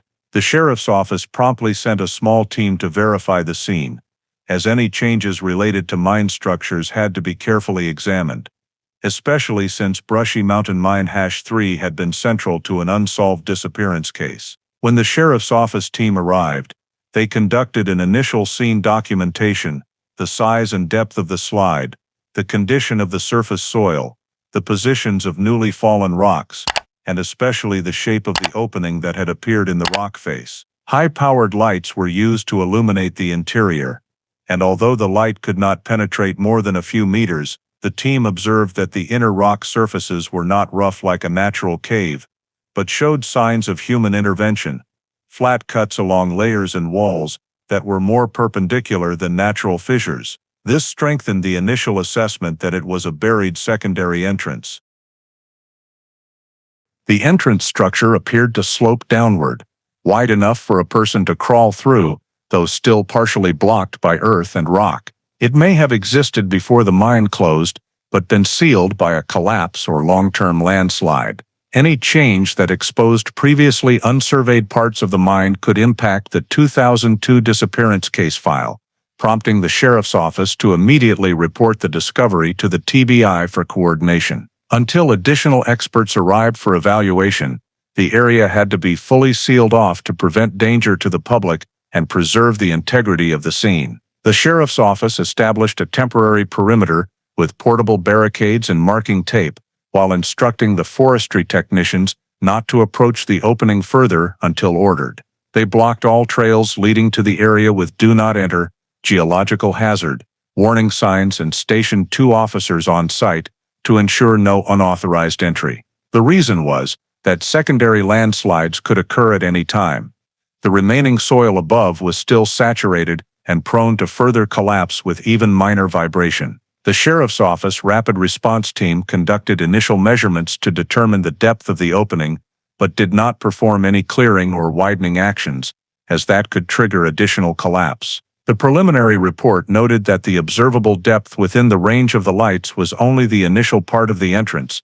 The rest was completely obscured due to the tunnel's angle and the presence of large boulders. While the scene was secured, the officers immediately contacted the TBI Cold Case Unit, the agency currently holding the full disappearance case file, to report the unusual discovery at Brushy Mountain. Per TBI protocol, any geological change that exposed internal structures in areas previously linked to a case must be treated as a potential evidence site. The landslide information was quickly forwarded to the investigators handling the file, leading to an immediate request for tighter sealing and preservation of the scene in preparation for deeper evaluation. The discovery of a new or long-buried tunnel entrance was not just an ordinary geological event. It held special significance in the context of an unsolved disappearance case archived for 16 years in the Cold Case Unit, suddenly making the landslide area a focal point requiring rigorous scrutiny in the next phase of the investigation. When the report of the new opening reached the TBI Cold Case Unit, investigators immediately dispatched a specialized team to Morgan County, equipped with the latest underground survey technology that local forces did not have access to in 2002. 16 years after the initial search, technology for exploring confined spaces had advanced dramatically, particularly in the field of collapsed mine exploration and inaccessible voids. For the TBI, this opportunity was pivotal, as it was the first time since the disappearance that they could access a part of Brushy Mountain Mine #3 that had never been surveyed. After taking over the scene from the sheriff's office and establishing a wider security perimeter, the technical team conducted an initial safety assessment around the landslide. The soil and rock were still wet, and the area unstable, requiring the team to set up simple seismic sensors to monitor ground movement during the survey. The immediate goal was to determine the depth of the opening without strongly impacting the already fragile structure. The crevice cross-section was too narrow for human entry, but large enough for small survey devices, so interior drone technology was deployed. These were specialized mining drones equipped with high-power LED lights, wide-angle cameras, and GPS-independent navigation systems that used light scanning and collision sensors to self-adjust flight paths in tight spaces. The drone was manually inserted, then autonomously stabilized and began a preliminary scan of the interior space. As the drone advanced a few meters into the opening, the video feed transmitted to the technical team's monitors showed flat, angular interior rock surfaces consistent with old mine auxiliary tunnels. This confirmed that the landslide had exposed a previously unrecorded part of the mine structure. The drone continued moving slowly along the curved path of the entrance, tilting to view the downward slope where natural light could not reach. The operators had to make multiple manual adjustments due to pockets of fine dust interfering with the image. Although the video did not yet reveal clear objects, it helped establish that the tunnel sloped downward, gradually widened, and opened into a fairly large void, deeper than the levels accessed in 2002. Following the initial drone survey, the technical team moved to the second step, using the latest generation handheld GPR, ground-penetrating radar devices capable of penetrating various rock and compacted soil structures. 2018-era GPR had much higher resolution than versions available 2 decades earlier, allowing detection of voids, solid objects, and structural anomalies up to depths exceeding 20 meters, depending on geology. The team positioned the GPR antenna along the landslide edge and began scanning in segments to create cross-sectional maps of the structure behind the opening. Radar waves were transmitted and reflected back, forming signal layers analyzed by return time to build a 3-dimensional model of the subsurface space. During data processing, the software displayed rock layers interspersed with multiple voids deep within the slope. Some larger voids had profiles consistent with man-made tunnels, but what drew the most attention was the appearance of a cluster of anomalies at depths of 12 to 15 meters from the entrance edge. These anomalies appeared as strong reflections with clear boundaries, inconsistent with surrounding rock characteristics. Their reflection patterns did not match natural voids or typical mine debris like wood or fallen rock. Instead, they showed signals of dense, compact objects of small size clustered together. The GPR analysis team immediately flagged this area on the 3D model. Individual anomaly sizes ranged from 30 to 60 centimeters, clustered closely in a narrow expanded section of the tunnel. The anomaly cluster's location also aligned exactly with the depth that the 2002 report had predicted as a deep collapse zone, but inaccessible. This raised the question, did the cluster belong to abandoned mine materials, unusual compacted rock, or signs of objects foreign to the natural mine structure? To ensure accuracy, the team repeated scans multiple times at different frequencies to rule out interference from groundwater or geological variation. Each scan produced similar results. The anomaly cluster remained consistent in shape and relative spacing. This was not signal noise, but a real physical response within the mine. The detection of the anomaly cluster made the atmosphere at the scene far more serious, as the reflection patterns and location not only suggested the presence of solid objects, but were situated precisely in the area the SIRE team had long suspected might hold previously inaccessible evidence. No one made hasty assumptions, but it was clear that for the first time in 16 years, a subsurface signal specific enough to be considered potentially related to the 2002 disappearance had appeared. After completing the GPR scans, the technical team integrated real-time data from the drone and radar to create a temporary 3D model of the area beneath the landslide. The model showed the tunnel expanding into a long corridor, then narrowing, before opening into a larger void where the anomaly cluster was located. Based on the angle and dimensions, this area appeared to have once been a connecting passage between 2 auxiliary tunnels, a structure not mentioned on any old mine maps. The technical team issued a preliminary conclusion that the new opening led to a branch buried for decades, with the anomaly cluster situated in the deeper part of that branch. At this point, the scene was classified as a potential high-value subterranean evidence zone. This assessment required the sheriff's office to strengthen the blockade and the TBI to begin planning Level 2 access, though all further actions awaited additional risk evaluation and approval from the cold case team. Nevertheless, one thing was undeniable: for the first time since 2002, a part of Brushy Mountain Mine #3 had revealed signs that the technology available at the time of the disappearance could not detect, opening a new survey direction unprecedented in the 16 years since. Once the anomaly cluster was clearly identified on the GPR model, and the reflection signals indicated an expanded void within the buried mine branch. The TBI cold case unit coordinated with geological technicians and professional miners to implement a physical access plan. The goal was to excavate the debris mound at the landslide site to create a safer entry point for direct access to the mine chamber, where the radar showed unusual reflections. To minimize the risk of further collapse, the technical team erected temporary shoring with lightweight steel bracing, forming an arched structure to protect the overhead rock at the excavation point. Heavy equipment could not be used due to potential vibration triggering a full slope failure, so the team relied on manual tools, crowbars, small hammers, rock saws, and specialized short shovels. The work proceeded slowly over several hours, removing layers of loose rock and wet soil in small segments. After about 2 hours of clearing, the opening was wide enough to see more clearly inside, and high-powered lights were used to illuminate the deep chamber. At this stage, the team observed that the interior walls had horizontally flat cuts, a clear sign of a man-made tunnel. Continuing to widen the opening by nearly a meter, the debris mound gave way to a sloping passage leading downward into a wider mine chamber. As large rock sections were moved aside, a rush of cold air emerged from the mine, carrying the smell of long-accumulated dampness.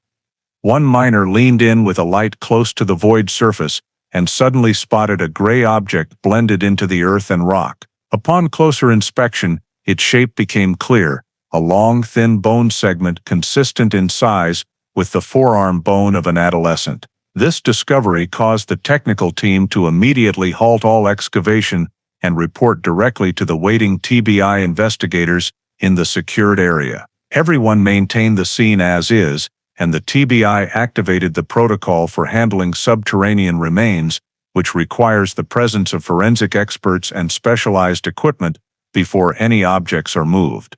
When the forensic team arrived, they determined the area was safe enough for a small team to enter the mine, but movement had to be extremely cautious. A high-resolution handheld camera was lowered first to record the entire chamber, confirming spatial layout and object positions. Under strong lighting, the transmitted images showed the chamber was larger than anticipated, with a low but uneven ceiling and a floor covered in loose rock and slid soil. In the left corner, where the anomaly cluster appeared on the GPR model, there was a dark area containing multiple small objects close together. When the forensic team reached the chamber floor by crawling through the sloping entrance, they discovered 3 sets of skeletal remains in the same chamber, positioned close to one another, partially covered by earth and rock. The first set was against the right wall, with leg and arm bones slightly scattered due to soil pressure. The second was angled to the left, with part of the skull exposed.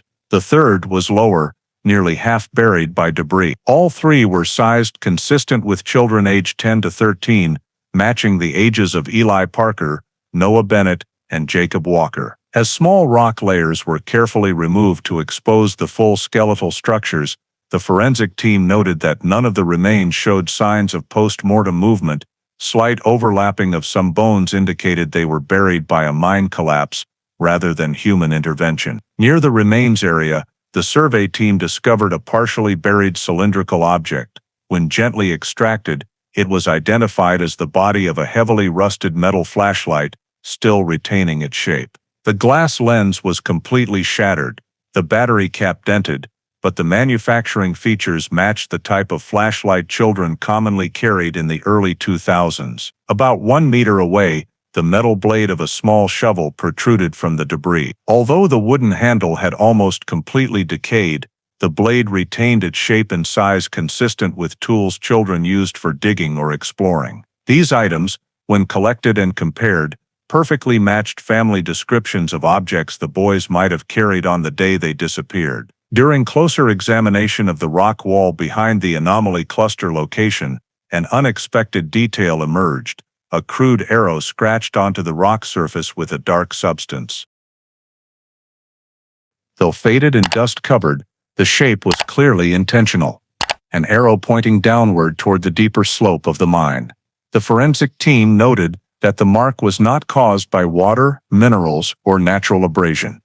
It showed strokes from a sharp object dragged across the soft rock surface, most likely made by human hand. Finding a directional arrow mark in the very chamber containing the 3 sets of remains raised the hypothesis that one or more of the children had attempted to mark their path while trapped, or the arrow was drawn to guide the others in the darkness before light completely failed. As the 3 sets of remains were collected, following underground preservation protocol, the forensic team recorded decomposition levels consistent with 16 years and no signs of external trauma, such as cuts or bindings. This reinforced the initial assumption that all 3 children died in the same event, most likely a mine collapse or asphyxiation after becoming isolated deep within the mine. All discovered items were numbered, sealed, and placed in contamination-proof bags for further analysis. Rocks near the anomaly cluster were also collected for mineral and slide mark testing to determine the possible sequence of the 2002 collapse. Once collection was complete, the technical team began reinforcing the entrance structure to prevent further sliding. The TBI immediately ordered the highest-level ceiling of the mine chamber, designating it as the official death scene. With the recovery of 3 sets of skeletal remains and accompanying items, the case long considered a traceless disappearance now had a physical resolution. The first and clearest evidence of the fate of Eli, Noah, and Jacob since the evening they vanished in late October 2002. When the 3 sets of remains and related items were removed from the mine chamber for transfer to the TBI forensics lab, the process of determining the cause of death was immediately initiated. The forensic work in this case was particularly challenging because the remains had been underground in the cold, damp mine conditions for 16 years, subjected to pressure from soil and rock, groundwater, and the natural decomposition of organic matter. Nevertheless, the forensic experts determined that, although the soft tissue had completely decomposed, the bone structure remained intact enough to analyze injuries, determine pre- and post-mortem conditions, and reach preliminary conclusions about the mechanism of death for each victim. All 3 sets of remains were numbered in the order of discovery and examined separately to avoid speculation or conflating information across cases. The first set of remains, found near the right wall of the chamber, yielded the most notable forensic results. The left temporal bone of the skull showed a fracture approximately 4 centimeters long, with sharp fracture edges and no signs of edge wear. This type of fracture was identified as a skull fracture caused by direct impact with a hard surface, most likely rock falling from the ceiling or the victim falling and striking their head on the stone floor. Skid marks from rock debris in the area also indicated significant movement near the time of death. There was no evidence of force from a tool or sharp object, as the fracture edges showed no signs of chopping or cutting. Forensics concluded that the skull injury of the first victim was capable of causing loss of consciousness or rapid death, especially in a sealed, dark mine environment with no possibility of self-rescue. The second set of remains, located in the middle of the chamber, showed no signs of severe trauma to the skull or long bones. However,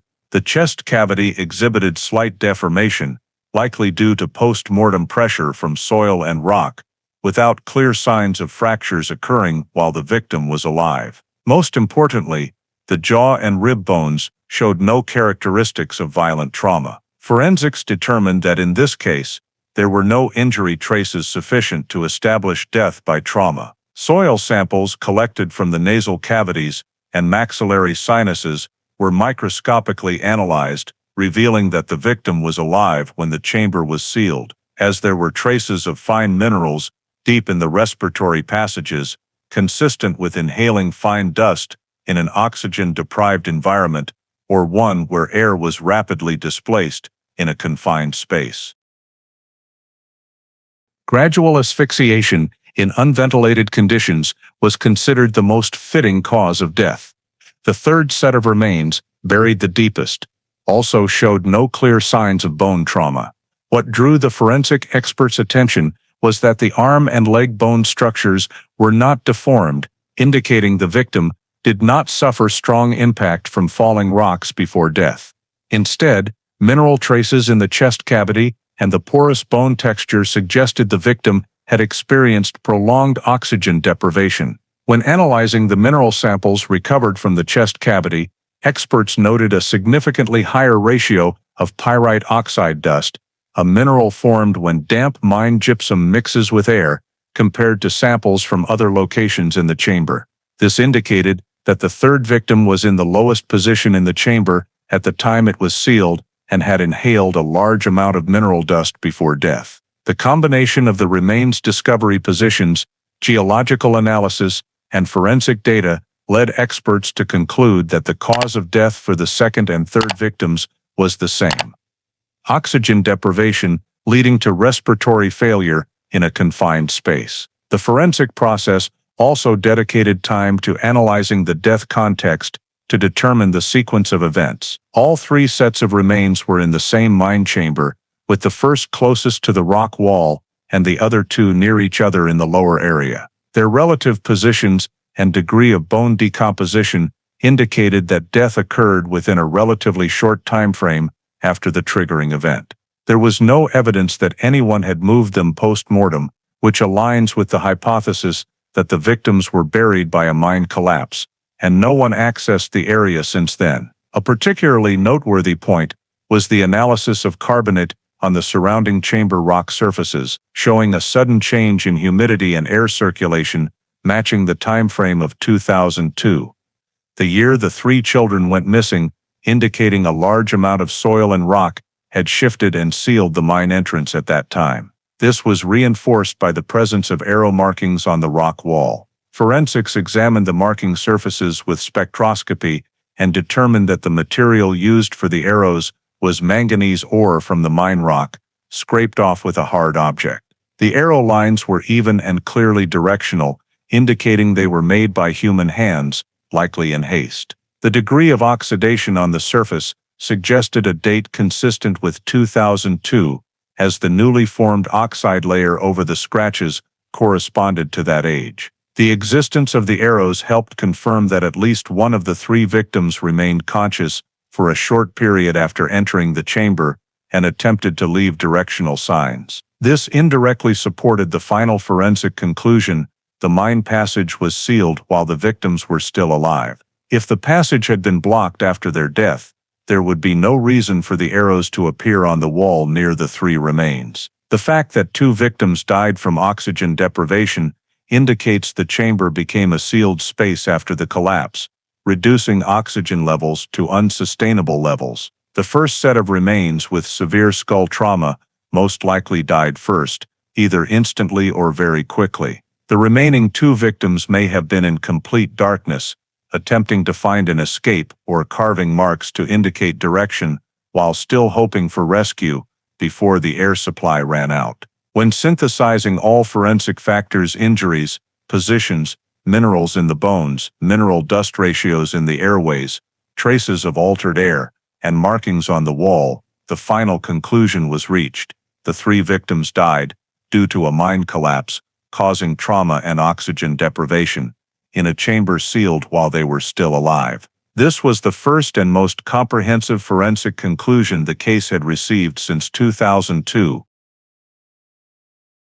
The forensic determination of the three victims' causes of death and the conclusion that the mine passage was sealed while they were still alive prompted the TBI Cold Case Unit to officially reopen the 2002 file to cross-reference all old data with the new findings. This was the first time in over 16 years that the investigation moved beyond speculation to physical evidence and specific scientific conclusions for reanalyzing the group's movement, time of death, and events leading to the children becoming trapped in the mine branch. The investigation team began by reviewing the entire 2002 timeline: when the three children left home, when witness Caleb saw them on the trail, sunset time, and when the family reported to police. One key point revisited was Caleb seeing the group turn onto the trail a few minutes after 5 p.m.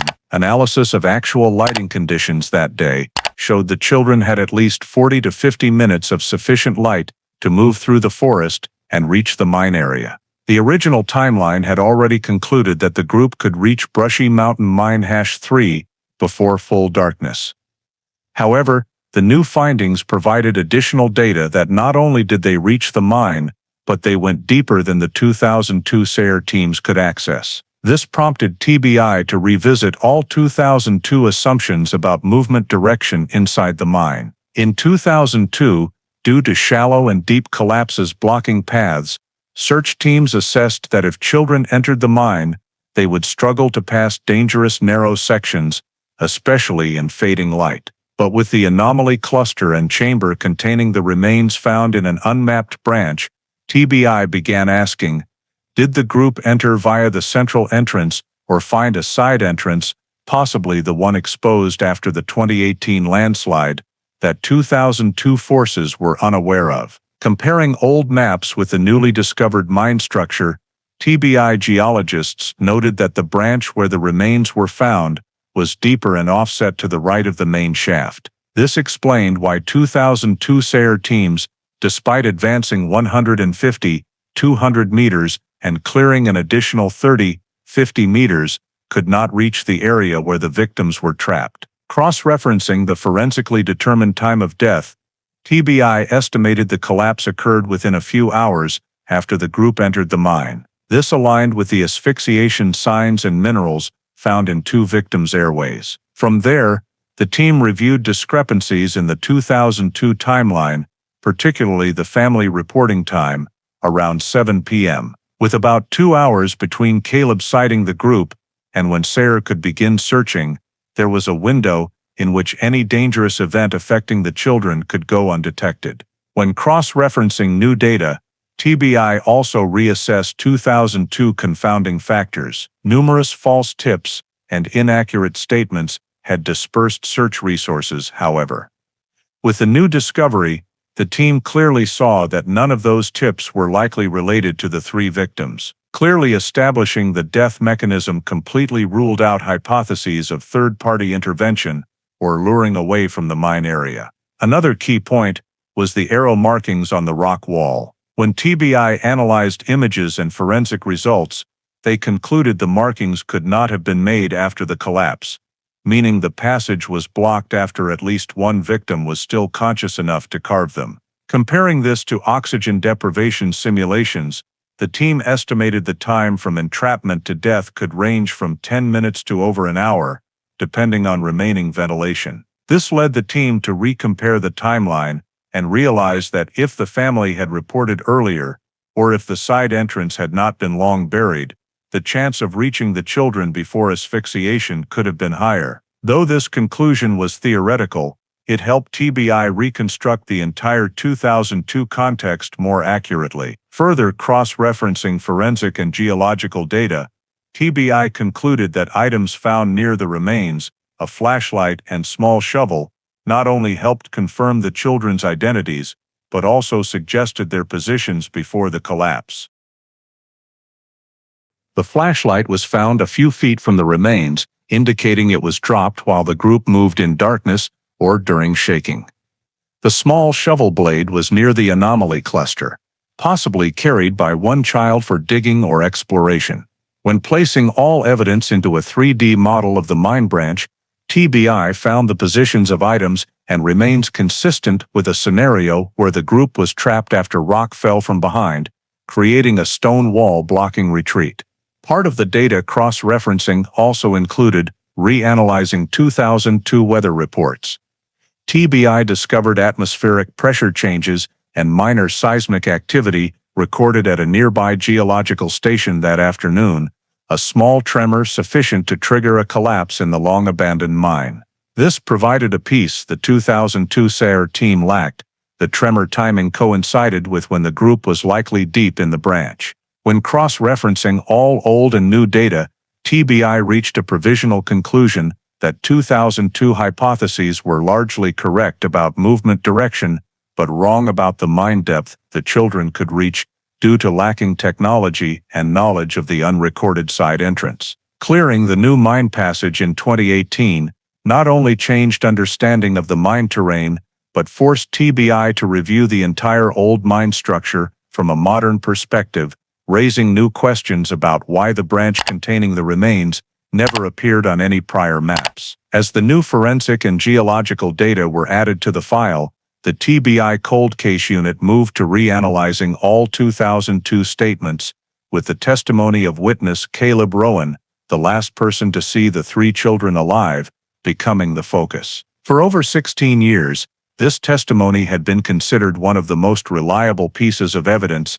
as it was the only fixed point confirming the group's movement direction that afternoon. However, when comparing the statement to new information from the chamber where the remains were found, TBI identified time markers and behavioral interpretations needing re-evaluation through combined forensic, geological, and movement simulation perspectives. Caleb stated in 2002 that he saw the 3 children at a few minutes after 5 as he left the fire station and drove home. He recalled the light was sufficient to clearly see 3 small figures moving along the trail, and he noticed them turning right northward toward Brushy Mountain Mine #3. This statement, when cross-referenced with sunset time and average child movement speed on forested terrain, aligned with the conclusion that the group could reach the mine before full darkness. However, the new forensic data determining the group remained alive for a significant period after entering the mine, and the passage was blocked while they were conscious,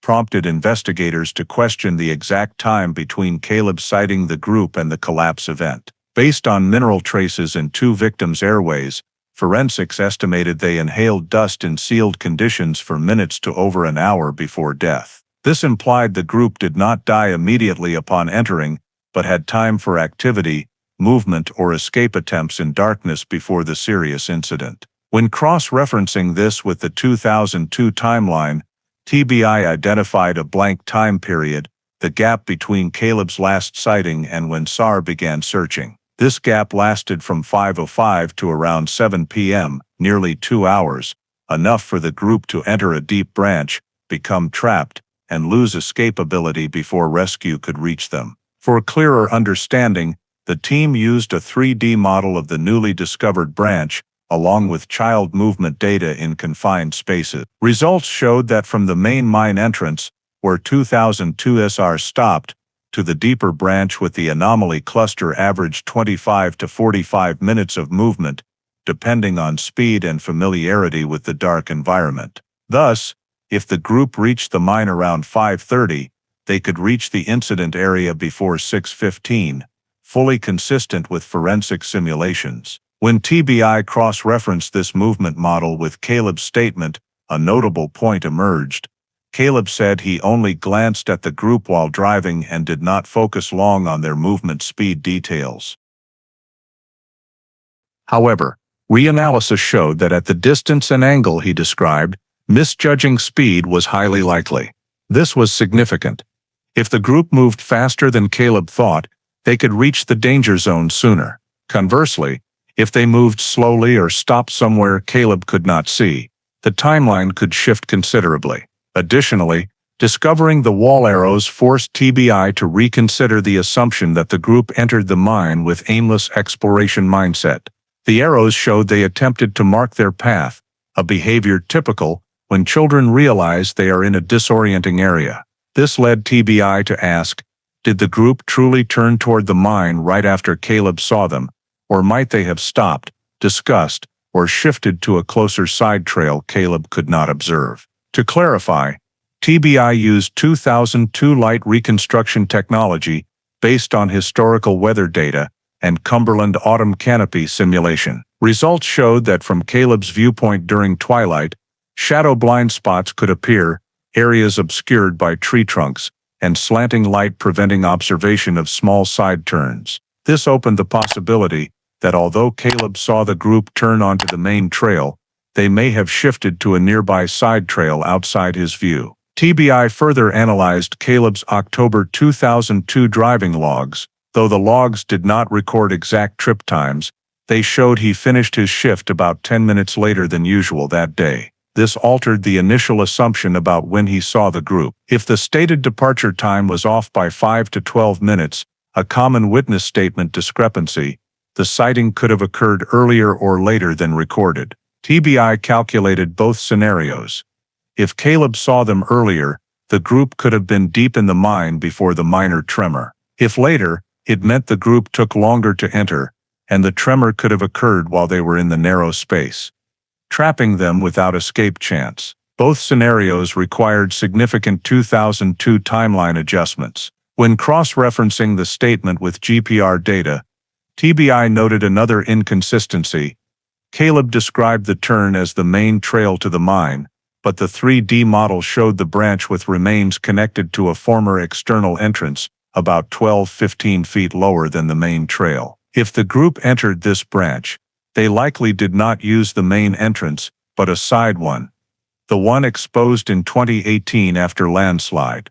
This led TBI to suspect Caleb correctly saw the general direction, but not the exact subsequent turn. The blank time period, when no one saw or heard the group, lasted longer than anticipated, and may have contained key group behaviors entirely missed in old records. When piecing all data together, TBI concluded that Caleb's statement was not wrong, but lacked precision in time and detailed direction. These small discrepancies, when placed alongside new forensic geological data, exposed a nearly 2-hour unobserved window for the group, time enough to alter the entire case progression. When the reanalysis of Caleb Rowan's statement clarified the existence of a sufficiently long blank period for the group of children to venture deep into an unsurveyed mine branch, the TBI cold case unit shifted to another data set that had been undervalued in 2002.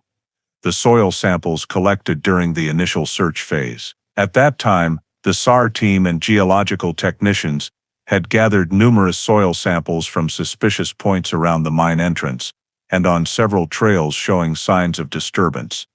But since no traces matching child activity were found, all these soil samples were stored as indirect evidence and never compared to any subsequent findings. 16 years later, advancements in soil forensics had turned these seemingly valueless samples into a potential data source, especially since the mine chamber where the remains were found had a completely distinctive mineral structure compared to the external soil layers. This promptly led the TBI to request access to the evidence vault to retrieve all the soil samples seized in 2002, including those from the mine entrance, from shallow collapse points, from disturbed soil patches noted by the SAR team, and some samples taken from the volunteers' shoes as they passed through suspicious areas.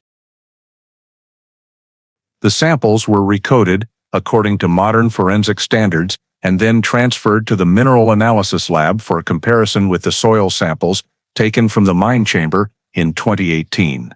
The chamber samples had a very distinctive composition: fine dark brown soil mixed with manganese oxide, pyrite oxide, small-grained silica, and traces of hydrous gypsum, minerals that only form in a sealed, humid environment without sunlight exposure and under long-term compression from the mine roof. Additionally, the samples contained finely crushed shale particles, a direct product of mine collapse. When the 2002 samples were subjected to spectroscopic analysis, the TBI immediately noted that most samples collected along the trails did not contain the chamber's characteristic minerals. This aligned with the old conclusion that the group of children left no traces or did not move on the surface after the time Caleb saw them. However, a surprising detail emerged in 2 soil samples collected from the area right next to a shallow collapse point where the SAR team had stopped in 2002.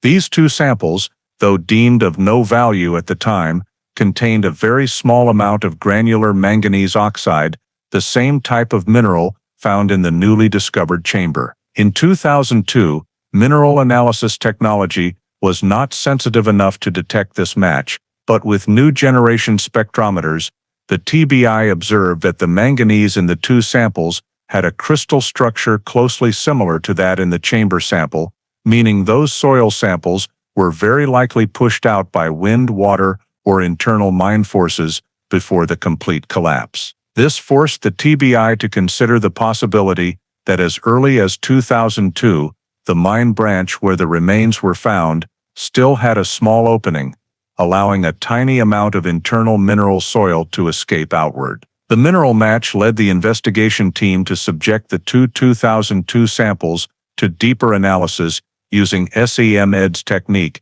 which identifies micromineral structures and particle arrangement. The SEM-ED's results showed that the 2002 and 2018 samples shared the same lamination fracture powder produced when thin rock layers in the mine are compressed and break into sheets. A structure that cannot form on the surface and only develops in a sealed mine environment. When cross-referenced with the 3D GPR model, the TBI noted that the 2002 soil samples corresponded to the geological zone just outside the mine branch where the anomaly cluster appeared. This conclusion led the TBI to assess that the mine collapse was not a single instantaneous event, but possibly a multi-stage process, an initial stage that narrowed the side passage but did not seal it completely, and a final stage, potentially triggered by vibration or gravity, that fully blocked the mine, trapping the children inside. The discovery of chamber minerals in the 2002 samples reinforced the hypothesis that this branch once had a weak connection to the outside, but the opening was too small for the SAR team to notice. The 2002 samples also showed the presence of hydrous gypsum microclusters, a mineral form that only develops when water seeps through mine rock layers and contacts air for an extremely short period before the ventilation path is blocked. This aligned with the forensic timeline of death, which indicated the children were still alive when the mine passage collapsed for the final time. One of the most significant findings came from comparing soil particles scattered on volunteers' clothing in 2002. Samples the SR team inadvertently collected while wading through suspicious points near the mine entrance. Among them was an extremely small soil sample, just a few milligrams, but when analyzed with new technology, it contained microscopic traces of dark red hematite, a mineral characteristic of the mine branch where the anomaly cluster was found, but absent in external soil layers. This led to the hypothesis that in 2002, even though the search team could not enter the branch, soil from inside had escaped to the surface through tiny cracks they could not see. The TBI concluded that the 2002 and 2018 soil samples had forensically significant matches, confirming that the area where the remains were found was indeed an extension of the mine system existing at the time. The children disappeared, even though humans in 2002 could not access or detect it with the equipment available then. This match became the first physical evidence linking the 2002 scene to the 2018 scene, closing the spatial gap that had stymied the SAR team and proving that the discovery of the anomaly cluster was not a random location, but the exact area involved in the disappearance of Eli, Noah, and Jacob from the very first day. When the soil forensic analysis results confirmed the match between the 2002 samples and those collected from the mine chamber in 2018, the TBI Cold Case Unit expanded the scope of comparison based on the hypothesis that during the 2-hour blank period that afternoon, there may have been scattered observations from the community that were not properly processed at the time of the incident. Therefore, the TBI returned to interview many residents who had lived near the Brushy Mountain area in 2002,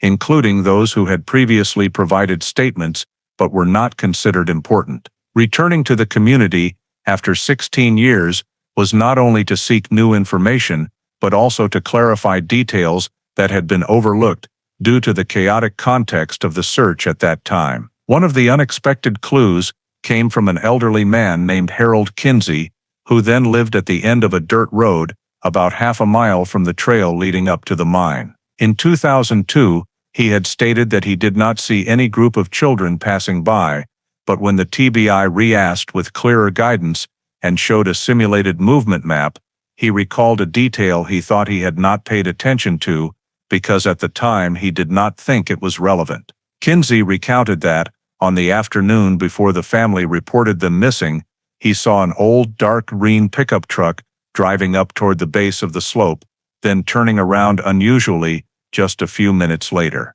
According to him, the truck was driving slowly, as if the driver was looking for something or observing both sides of the trail. What caught the TBI's attention was that he clearly remembered the engine sound, an old heavy engine noise like an 80s Chevy starting to rattle, he said, a detail that suggested he was not confusing it with neighbors' vehicles, which were all newer pickup models. In 2002, this information was deemed irrelevant because the SR team focused on the accident hypothesis and there was no evidence of a stranger appearing near the mine. However, in the new context, the TBI re-evaluated Kinsey's account from a geological forensic cross-reference perspective. The timing of the pickup's appearance, according to his vague memory, around 6 o'clock, overlapped with the period when the children might have been outside or just entering the side mine passage. The presence of a vehicle in an area with almost no reason to visit in the late afternoon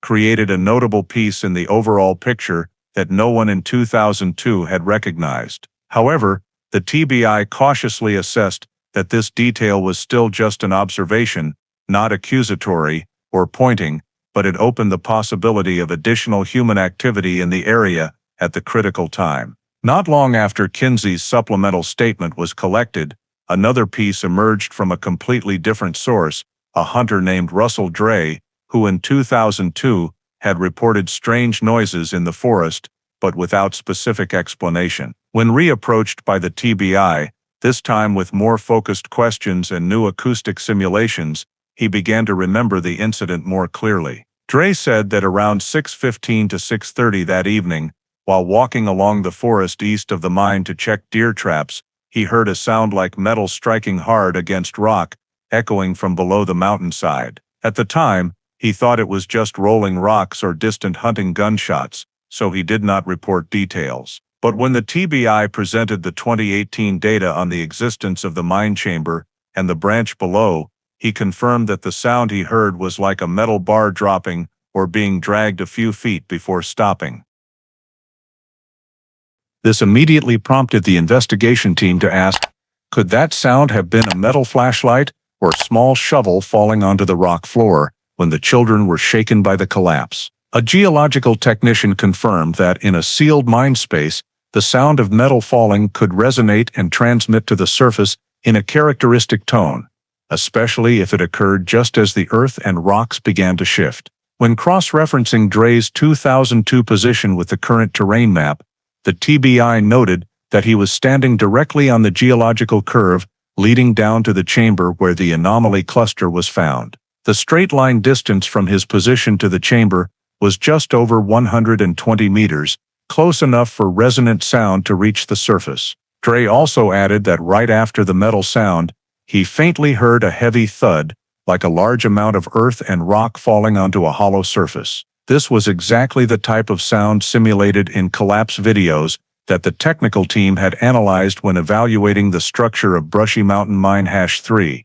Timing cross-reference showed Dray's statement surprisingly matched the forensic analyses of the moment the passage was sealed while the victims were still alive. The forensic team estimated that the final collapse event occurred between 6 o'clock and 6:45 p.m. The timeframe Dray confirmed he heard the noises. The fact that the two witnesses, Kinsey and Dray, who did not know each other, provided details consistent with the new forensic geological model, led the TBI to assess that their observations, though unnoticed in 2002, had special value in reconstructing the final minutes before the passage fully collapsed. The TBI continued to build a layered timeline model, combining Kinsey's pickup sighting position, Dray's metal sound hearing position, and the 2018 excavated chamber position. When these 3 points were plotted on the 3D terrain map, they formed a small triangle enclosing the area with the buried mine branch. This indicated that both witnesses were within range to observe or hear events related to the children, even though at the time they could not understand the significance of what they witnessed. An acoustics expert invited by the TBI simulated sound transmission through the shale rock and mineral mixed soil layers in Brushy Mountain, concluding that the tone Dray described, distinct from gunshots or rolling rocks, was fully consistent with resonance from metal falling in a hollow space before being buried by earth and rock. In parallel, the pickup location data from Kinsey's account was also closely examined. Although there was no evidence that the truck was directly involved with the children, the TBI noted that the appearance of a strange vehicle at exactly the time the children might have been entering the mine was unusual, especially since the road leading up to the mine had almost no reason to be used in the late afternoon. Investigators reconstructed the truck's movement based on the account. It drove up the slope, stopped for 1 or 2 minutes, then turned around and went down. Cross-referencing the map, the position where Kinsey saw the truck was the road section from which one could look down toward the buried side entrance area where the 2018 mine passage was exposed. This led the TBI to consider the possibility that the driver was trying to find a mine entry point or checking something related to the unstable terrain. However, the TBI did not make any further assumptions, as there was no evidence of direct contact between the driver and the children. But the truck's appearance at the exact time and near a side entrance that no one in 2002 knew existed made it a piece needing further verification. When synthesizing the supplemental statements, the TBI determined that both Kinsey's observation and the sounds Trey heard aligned with the new geological and forensic developments. These two pieces, though not accusatory or conclusive, significantly narrowed the timeline picture before the passage was sealed and provided peripheral evidence supporting the scientific model of what happened on that late October afternoon in 2002. After collecting sufficient forensic, geological, supplemental statement, and soil forensics analysis data, the TBI Cold Case Unit moved to the 3D scene reconstruction step, a process requiring integration of geological modeling, historical mine maps, interior drone imagery, GPR data, and actual positions of the skeletal remains. The goal of this step was to create two parallel models, the first simulating the state of Brushy Mountain Mine, #3 in 2002, at the moment the children entered, the second describing the mine structure in 2018, when the earth chamber was excavated and the anomaly cluster discovered. Building these two models allowed the TBI to see spatial differences, collapse positions, feasible movement directions, and determine whether the branch entrance where the remains were found was naturally sealed or involved human intervention. The reconstruction process began with digitizing all the old mine maps, hand-drawn in the 1950s and heavily degraded. These maps did not clearly record side passages because at that time many auxiliary branches were opened as needed for mining without standardized systems. The technical team used scanning technology to identify faint lines, then cross-referenced with 2018 interior drone images to see which branches still existed and which had disappeared due to collapse. Initial results showed that the branch containing the anomaly cluster, where the 3 skeletons were found, was not drawn on any original map, proving that this branch might have been a temporary tunnel dug by old miners following a mineral vein, either not recorded or filled before the mine closed. When the 2018 3D model was completed, the TBI began rewinding time simulation using geological data to predict the mine structure in 2002. GPR sensors indicated deep collapse points and displaced shale layering, allowing software to reconstruct rock layers before displacement. From there, the 2002 model displayed a wider branch entrance compared to the 2018 state, large enough for a child to crawl through and move inside. This explained how the children could access the deep branch in 2002. The entrance might have been only partially narrowed, but not fully compressed. When the two models were placed side by side, the stark differences emerged. In 2002, the branch opened into a downward sloping corridor, 1 to 1.5 meters wide, while in 2018 this corridor was reduced to a gap of just tens of centimeters due to 16 years of earth and rock accumulation. The TBI continued by placing the 3 skeletal remains into the model to determine victim postures and movement before death. The first skeleton lay near the right wall, with skull injuries from strong impact. The model simulation showed that position overlapped with a thin layered ceiling area prone to collapse under vibration. When assigning 2002 seismic station vibration data, the model displayed a sequence, light vibration shale layer separation rock fragments falling directly onto the area where the first victim was found. This matched the forensic determined skull injuries. The remaining 2 victims lay in the lower depression of the mine chamber, where no direct rockfall occurred, but the simulation showed the lowest airflow when the exit was blocked. From there, the software reconstruction indicated that after the initial collapse, the chamber became an isolated sealed space with rapidly decreasing oxygen, leading to death by asphyxiation, consistent with forensic conclusions. The next step in scene reconstruction was determining whether the blocked entrance was intentionally sealed or natural. Fracture lines on the rock walls at the entrance were analyzed using algorithms, distinguishing natural collapse marks from signs of mechanical intervention. When the model scanned rock layer depth, the TBI discovered that the side passage was blocked by a large rock slab falling almost perpendicular to the ground, a collapse type typically due to gravity combined with natural fracture points. There were no tool marks, no wedge traces, no metal cuts, no signs of prying or pulling.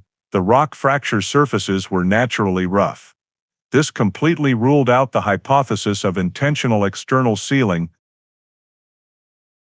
However, the 3D model showed that the passage sealing occurred in 2 stages. The first stage, before 2002, narrowed the entrance, but left a small gap. The second stage, coinciding with the children inside, fully closed it. This aligned with witness Dre's account of metal and earth rock falling sounds, as well as mineral analysis in the victim's airways. When placing items, flashlight and small shovel, into the model, the TBI noted they lay in a curve along the corridor slope, leading the software simulation to hypothesize that the children moved straight down the branch, 1 leading, 2 following. The flashlight, found several feet from the remains, suggested the holder tried to light the way, but dropped it during vibration. The shovel blade lay near the deepest depression, indicating it fell from the holder's hand in panic, or while dodging falling rocks. The reconstruction model also allowed cross-referencing the arrow mark on the wall. When inputting the arrow image into the spatial simulation, the TBI discovered that the symbol pointed downward, exactly along the sloping corridor opening into the branch. This confirmed that the victims did not draw the arrow after being fully trapped. Instead, the arrow was marked while they were still trying to find a path, possibly to mark deeper progress or guide the others in the dark. This was a key detail because the 3D model proved that at the arrow position, flashlight light could still reach, meaning the marking occurred before the flashlight was dropped. Finally, when the 3D model was completed, the TBI cross-referenced forensic data with the 2002 mine map and concluded that all traces, from injuries, body positions, items, arrow to soil samples, matched a single logical scenario. The children entered an unrecorded mine branch. Vibration caused partial sealing collapse, killing or incapacitating 1 victim immediately. Then the entrance fully sealed, leading to the remaining 2 dying from oxygen deprivation in the sealed chamber. This model became the official reconstruction, helping the TBI determine the event sequence with the highest accuracy since 2002. When the 3D reconstruction model was completed and the gaps in Caleb Rowan's statement became increasingly clear, the TBI cold case unit decided to summon Caleb for a re-interview using the 2018 tactical procedure, which allowed the use of forensic evidence, geological data, and the reconstructed timeline as pressure tools to assess the consistency of his statement. Before the interview, the investigators held a closed-door meeting, determining that the goal was not to charge Caleb, but to determine whether discrepancies in timing, observation direction, or behavioral details from him had contributed to misdirecting the 2002 search.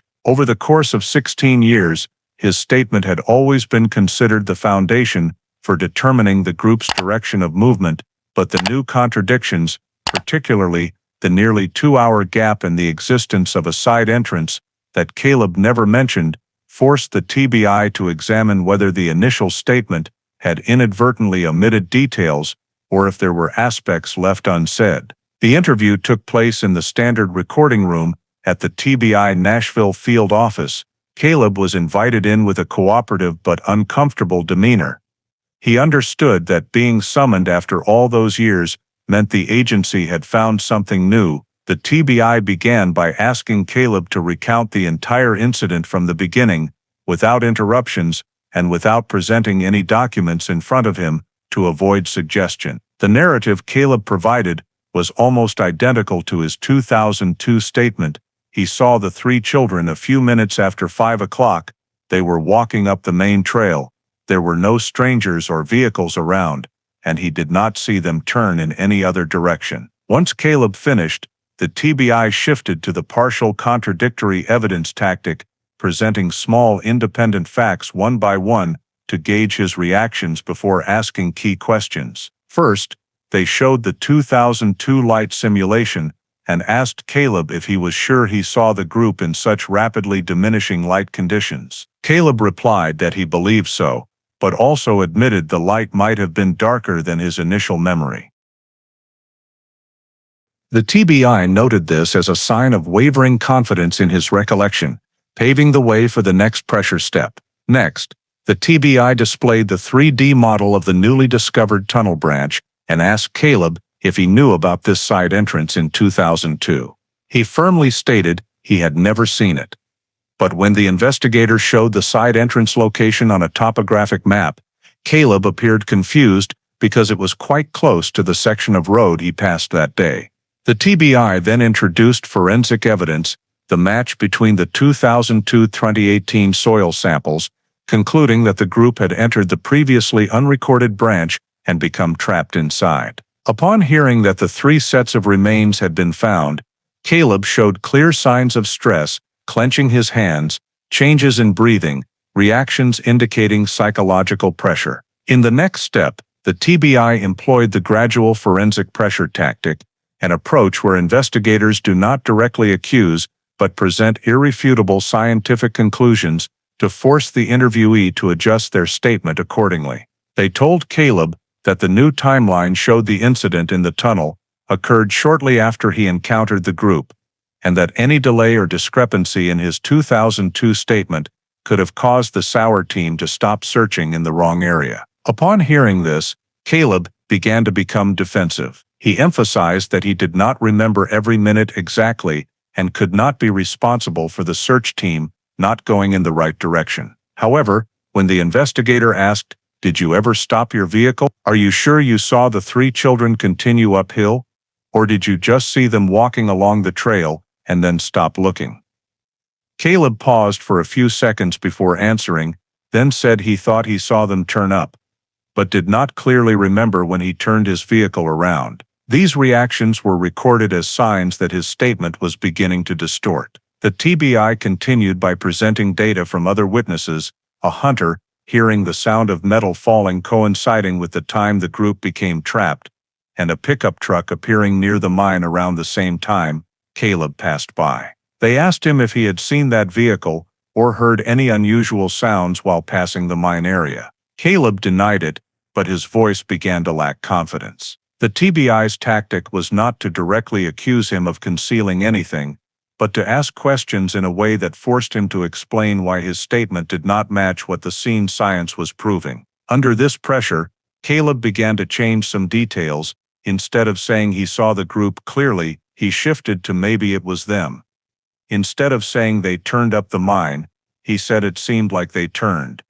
Instead of affirming the time as a few minutes after 5, he said, "I'm not sure, it might have been later." The TBI noted this distortion as a sign that his statement was no longer solid, and that Caleb might have remembered incorrectly more than what the 2002 records had trusted. However, the interview ended without any confession or clear new information from Caleb, only leaving a big question mark whether he had inadvertently provided inaccurate testimony from the start, or simply that his memory had faded over time. After the interview with Caleb Rowan, although the TBI did not obtain any breakthrough new statement, the clear distortion in how Caleb adjusted his account, combined with the contradictions that emerged when cross-referencing forensic timeline data, led the investigators to move to the step of building a preliminary indictment. This was not a complete charge but a collection of legal arguments based on the synthesis of new evidence to assess whether there was sufficient basis to request an arrest warrant. First, the investigation team compiled all forensic data, The cause of death for the first victim was skull trauma from direct impact by falling rock. The remaining 2 victims died from oxygen deprivation in the sealed tunnel chamber. These facts proved that the group was still alive after entering the tunnel and that the entrance had been sealed while they were still conscious. Soil forensics confirmed that the 2002 soil sample originated from the same source as the 2018 tunnel collapse, proving that the branch where the remains were found existed at the time of the disappearance, even though the SR team was unaware of it. GPR and the 3D reconstruction clearly identified the corridor leading to the area where the group was trapped as the side entrance, not the main one that the 2002 forces searched, and that the tunnel collapse had a 2-phase characteristic. These scientific facts formed a solid foundation for the hypothesis that the information provided in 2002 about the group's direction of movement may have been inaccurate or incomplete, leading to the rescue team not accessing the correct area while the victims were still alive. The TBI continued to compile data from additional witnesses, Harold Kinsey's statement about a pickup truck appearing near the side entrance, and Russell Dre's testimony about the metal falling sound echoing in the tunnel. Both facts aligned with the geological and forensic analysis, reinforcing the timeline of the collapse. When combining the 3 layers of data, forensic additional witnesses, and 3D spatial model, a logical sequence of events emerged. The group entered the tunnel branch between 5:20 and 5:40. The first tremor caused a localized collapse, rendering 1 victim unconscious. The second tremor, occurring around 6:15 to 6:40, sealed the entrance, causing the remaining 2 victims to die from oxygen deprivation. From this, the TBI created a comprehensive timeline table, clearly noting each time marker supported by data. When placing Caleb's statement into the comparison table, the investigators marked 3 anomalies. 1. The time Caleb saw the group may not have been a few minutes after 5 o'clock, as in the initial statement. 2. Caleb's observation angle was insufficient to confirm the group was on the main trail. 3. He did not report details about stopping his vehicle, turning around, or the time he left the area, creating a critical gap in the timeline. The TBI did not consider these contradictions as charging evidence, but they provided a legal basis to request further investigation into Caleb's role in providing information that misdirected the 2002 rescue team. In parallel, the TBI's legal department drafted a synthesis document, presenting how inconsistent testimony could have altered SIR deployment decisions, a critical factor in cases leading to death, centered on the behavior of the initial information provider. The preliminary indictment document also included behavioral psychology analysis from the interview. Caleb showed defensive signs, self-contradictions in his account, and detail adjustments when faced with forensic evidence. These did not constitute a crime, but were viewed as indicators of information withholding, a high likelihood that he had omitted or not accurately reported the circumstances of first seeing the group. After the investigators gathered sufficient data, the next step was to prepare the file for an arrest warrant if it was determined that Caleb could be prosecuted for charges related to false reporting or obstructing the 2002 investigation. The TBI had to argue that Caleb's discrepancies were not merely due to hazy memory, but systematic, severely impacting the search and rescue process. This preparation included representing the entire chain of events in legal form, the determined location of death, tunnel collapse timing, the time the SR team should have reached the side entrance area, and how Caleb's statement led the search in a different direction. The warrant application document had to prove that the TBI had probable cause, reasonable grounds to believe that Caleb's conduct had affected the initial investigation process. Finally, the legal team prepared appendices attaching the evidence: GPR scans, 2002, 2018, 3D diagrams, soil forensics analysis, autopsy conclusions, and the interview transcript noting changes in Caleb's statement. All were compiled into a focused file to propose the next legal step.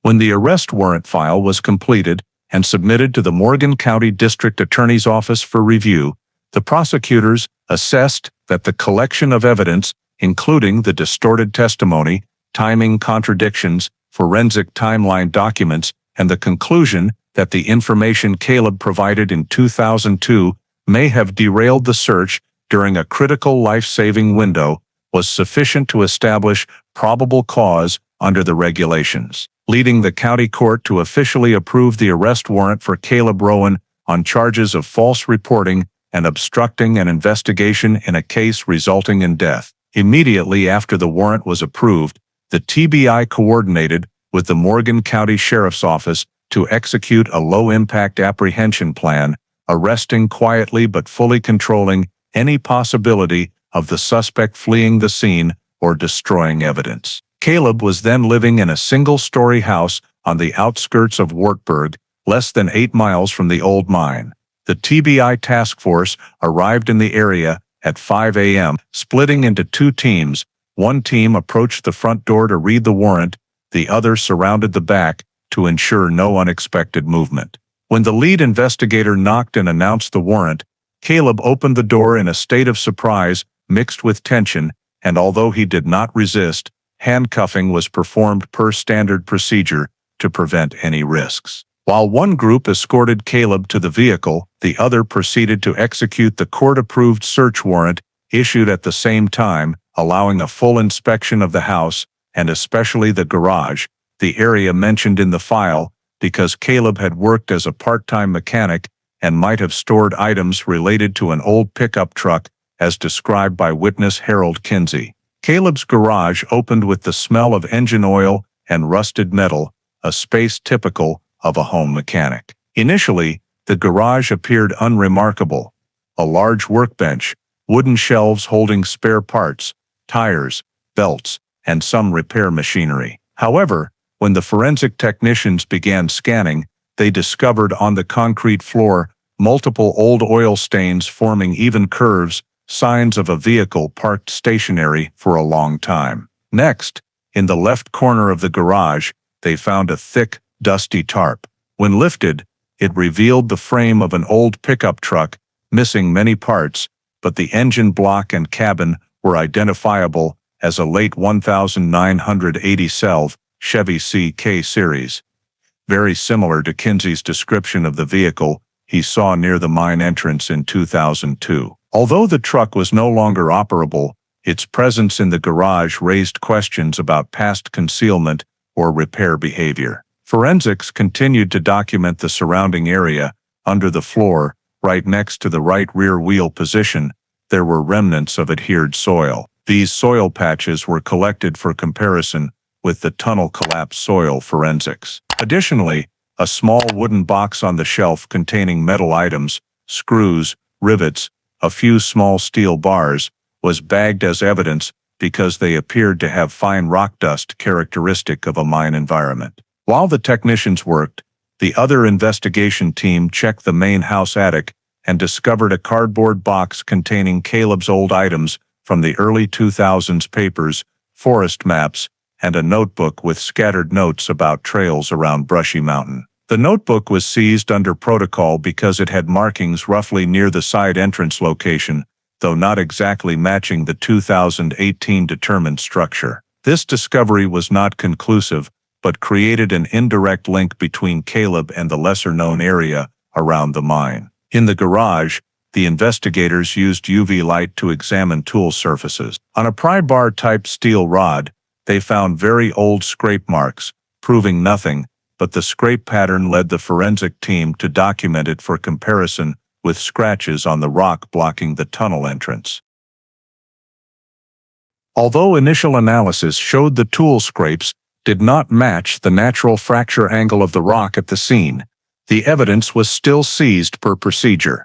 The TBI also checked the garage electrical system, discovering an old handheld drill behind the workbench.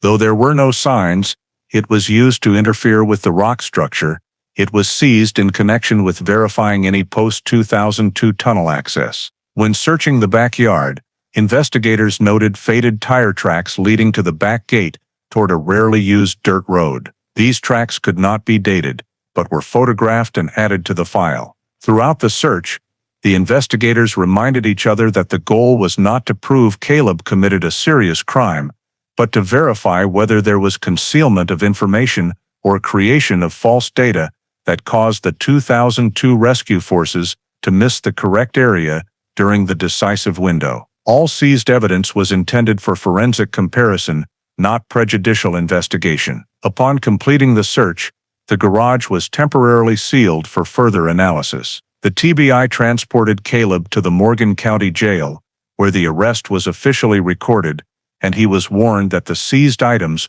would be thoroughly analyzed in the coming days. The arrest marked a significant turning point in the case, shifting the investigation from the reconstruction phase to the phase of directly comparing physical evidence with the suspect, paving the way for subsequent legal steps. The initial trial was held at the Morgan County Courthouse in a rare situation. A missing persons case that had dragged on for 16 years was now back in court, not to prosecute a direct act of violence, but to examine whether Caleb Rowan's false statements and related actions in 2002 constituted obstruction of an investigation that led to the deaths of 3 children in an isolated environment. The prosecution began by presenting a chain of forensic evidence, starting with the soil match. The evidence showing that the soil sample collected from Caleb's garage had a mineral composition identical to the soil sample taken from the mine tumulus in 2018, and the soil that the SAR team inadvertently brought out of the collapse area in 2002. The forensic mineralogist recounted the SAMED's analysis process that allowed identification of the crystal structure of manganese oxide, hematite, and shale dust with signs of lamination fracture powder, all of which perfectly matched the geological environment of the branch tunnel where the 3 victims were found. The fact that 2 soil samples, separated by 16 years and appearing in 2 completely different locations, shared such unique mineral characteristics, drew the jury's attention, especially when the prosecution argued that there was no reasonable explanation for soil from deep inside Brushy Mountain Mine #3 to appear on Caleb's vehicle frame and garage floor, unless the vehicle had been near or in physical contact with the side entrance area at a time when the tunnel had not yet fully collapsed. Once the soil match was solidified, the prosecution moved to fracture analysis, the analysis of rock fractures at the branch entrance location. A geologist presented a series of images from GPR scans and drone photos, showing that the fracture had a natural pattern, without characteristics of metal tools like crowbars or pry bars. However, the prosecution emphasized a key point: this fracture exhibited 2-stage collapse characteristics, meaning the branch entrance had narrowed in one phase before fully collapsing, consistent with the seismic model from 2002. This indicated that the side entrance was not sealed long ago, but was an unstable structure that existed up to the moment the group of children entered. The prosecution posed the question, why did an adult living near the mine, familiar with the terrain, and accustomed to working on vehicles in his garage, never mention the possibility of such a side entrance existing? Although the fracture analysis did not directly incriminate, it reinforced the argument that Caleb's statement did not fully reflect the terrain knowledge he might have observed at the time. Next came the 3D reconstruction presentation, a scene reconstruction model built based on old mine maps, interior drone photos, and GPR data. In the courtroom, investigators presented a simulated sequence of movements: the children's journey into the branch, the location of falling rocks leading to the skull injury of the first victim, the displacement of items like flashlights and small shovels, and the exact positions where the remains were found. This model revealed something crucial. If the 2002 SAR team had received accurate information about the direction the children had turned, they could have discovered the side entrance before the second collapse phase occurred. The prosecution did not claim Caleb was responsible for the deaths of the 3 victims, but argued that his inaccurate statement directly affected the search scope, leading to severe consequences. Then, the prosecution introduced evidence from drone footage recorded in 2018, showing that the exposed side entrance after the landslide had a shape consistent with the 3D model, and the anomaly cluster was located exactly where the interior drone recorded items and broken rock structures. These videos gave the jury a visual understanding of the mine structure, a narrow, dark, collapse-prone space with absolutely no chance of survival if trapped inside. The drone footage also revealed slide marks on the rock walls going deep downward, suggesting that the soil and rock displacement occurred from top to bottom rather than from the outside in. The prosecution used this detail to counter any argument that someone could have intentionally blocked the tunnel from the outside.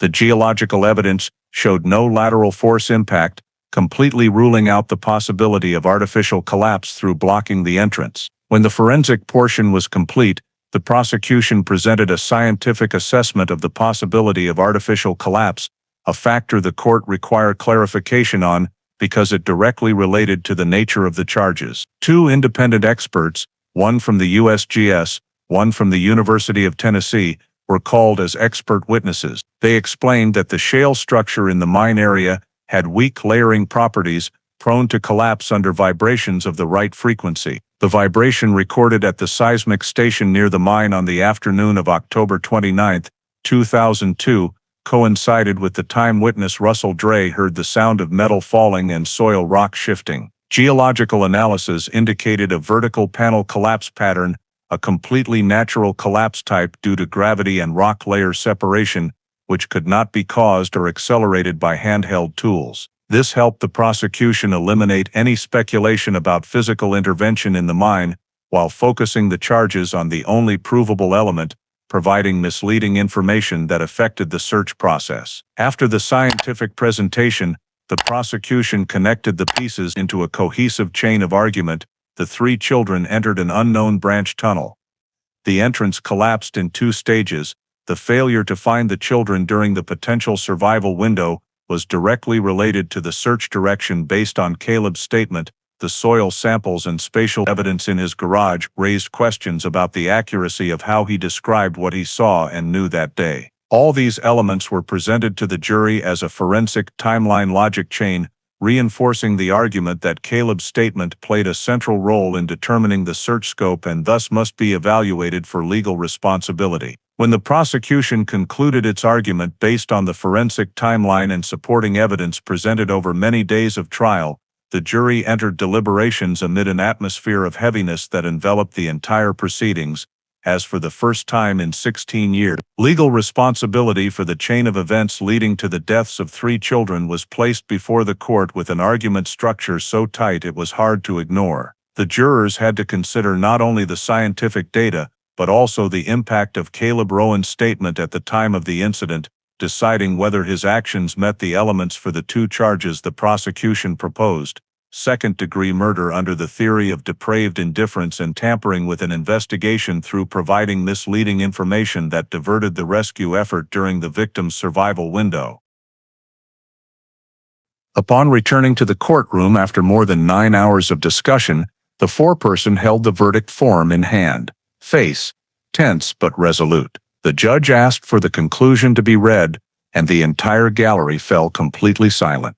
The foreperson announced that they had carefully examined each group of evidence, including the soil match between the sample from Caleb's garage and the 2018 tumulus, fracture analysis proving the side entrance existed when the victims entered, 3D reconstruction confirming the children could have been found if the search direction had not been diverted, and drone footage reinforcing the geological structure of the collapse area. After evaluating the connection between the 2002 statement and the resulting consequences, the jury concluded that Caleb's actions went beyond the scope of an innocent mistake and showed signs of disregarding danger while concealing or distorting critical information, leading to fatal outcomes. Accordingly, the jury declared Caleb Rowan guilty of second-degree murder based on the argument that providing misleading information in an emergency context, even without intent to kill but demonstrating particularly severe irresponsibility, satisfied the condition of extreme indifference to human life.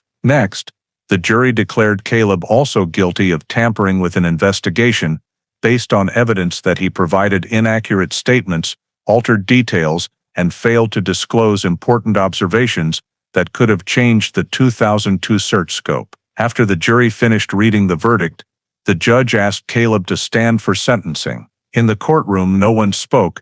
There was only the sound of pens tapping on the old wooden tables and the hurried breathing of spectators as the sentencing was about to be announced. The judge emphasized that the sentence was not intended to assert that Caleb caused the victims' deaths through direct violent action, but to affirm legal responsibility for the chain of consequences stemming from obstructing rescue during a critical time. After reciting the statutory reasoning, the judge sentenced him to 24 to 32 years in prison for second-degree murder under Tennessee's penalty framework for actions causing death in a context of reckless disregard, and 4 to 6 years for tampering, with the two sentences to run consecutively. The judge's gavel sounded, ending the trial and officially recording the established sentence. In that moment, the jury looked directly at Caleb while he stood motionless, his face no longer holding the defensive expression from the interrogation sessions, but instead an indescribable emptiness, as if he fully felt the weight of the sentence, the weight of 16 years of obscured truth, finally exposed by a chain of forensic evidence connecting two distant points in time. The entire gallery maintained absolute silence, broken only by the sound of handcuffs clicking as police escorted Caleb out of the courtroom, closing a trial in which every scientific detail, every reconstruction model, and every layered statement converged on a single conclusion: legal responsibility for a small deviation in 2002, when placed in the context of the survival of 3 children, had become a decisive criminal sentence in 2018. The concluding case file report issued by the TBI after the trial closed documented the entire process from 2002 to 2018 as a typical example of the complexity in investigating missing minors in areas with unique terrain, and as proof that new forensic technology can illuminate chains of events once considered unsolvable. The report began by summarizing the initial situation. 3 teenagers left the residential area on a late October afternoon, were last seen by the sole witness on the trail leading to Brushy Mountain Mine #3, and vanished before search forces were deployed. In 2002, SAR teams used old mine maps, limited equipment capabilities, and relied entirely on witness statements to determine search directions, resulting in all efforts focusing on the main entrance and missing the undocumented but existing side entrance in the mine structure. The report clearly stated that during the 2002-2004 period, there was no physical evidence to expand the scope beyond reasonable areas, forcing investigators to temporarily close the file and transfer it to the cold case unit. The 2018 phase marked a turning point when a natural landslide exposed the side entrance, leading to the discovery of the anomaly cluster, which in turn resulted in the recovery of 3 sets of remains, personal items, marked arrows on the rock walls, and characteristic soil samples, allowing unprecedented detailed forensic timeline comparison. The report listed the reconstruction steps, using interior drones for spatial mapping, next-generation GPR for simulating broken rock structures, SMEDs for comparing 2002-2018 soil samples, and 3D modeling for recreating the children's movements before the tunnel entrance was sealed. These steps form the basis for analyzing cause of death, determining the 2-stage tunnel collapse mechanism, and reinforcing the argument that the victims remained alive during the period when the SAR team could not access the branch. The report mentioned the process of collecting additional statements, including witnesses who saw the pickup truck and heard the sound of falling metal, and assessed that this was evidence that scattered community information, if not properly systematized at the right time, could cause investigations to miss critical pieces. The report devoted a significant section to analyzing the 2002 witness deviation, emphasizing that human memory is easily influenced by time, lighting conditions, and subjective perception, especially in incidents occurring during twilight in complex terrain. From this, the TBI recommended that missing persons cases involving terrain factors should apply real-time field recording technology, including body-worn cameras for SR teams, trail positioning devices, and lighting simulation, to minimize complete reliance on witness statements. The report also analyzed the limitations of the 2002 search efforts: lack of dynamic geological modeling, poor ability to identify side entrances, absence of small robot or drone equipment to access crack areas. Recommendations included building a digitized database of all abandoned mines in Tennessee, especially those near residential areas, reorganizing search protocols into a multi-branch exploration model instead of focusing only on the main entrance, enhancing SR training in geological assessment and collapse handling. The report also highlighted the importance of soil forensics as a specialized tool capable of establishing connections between primary scenes and secondary locations, even when no visible traces remain. In the operational conclusion section, the TBI stated that the 2000 extension of TERS is clear.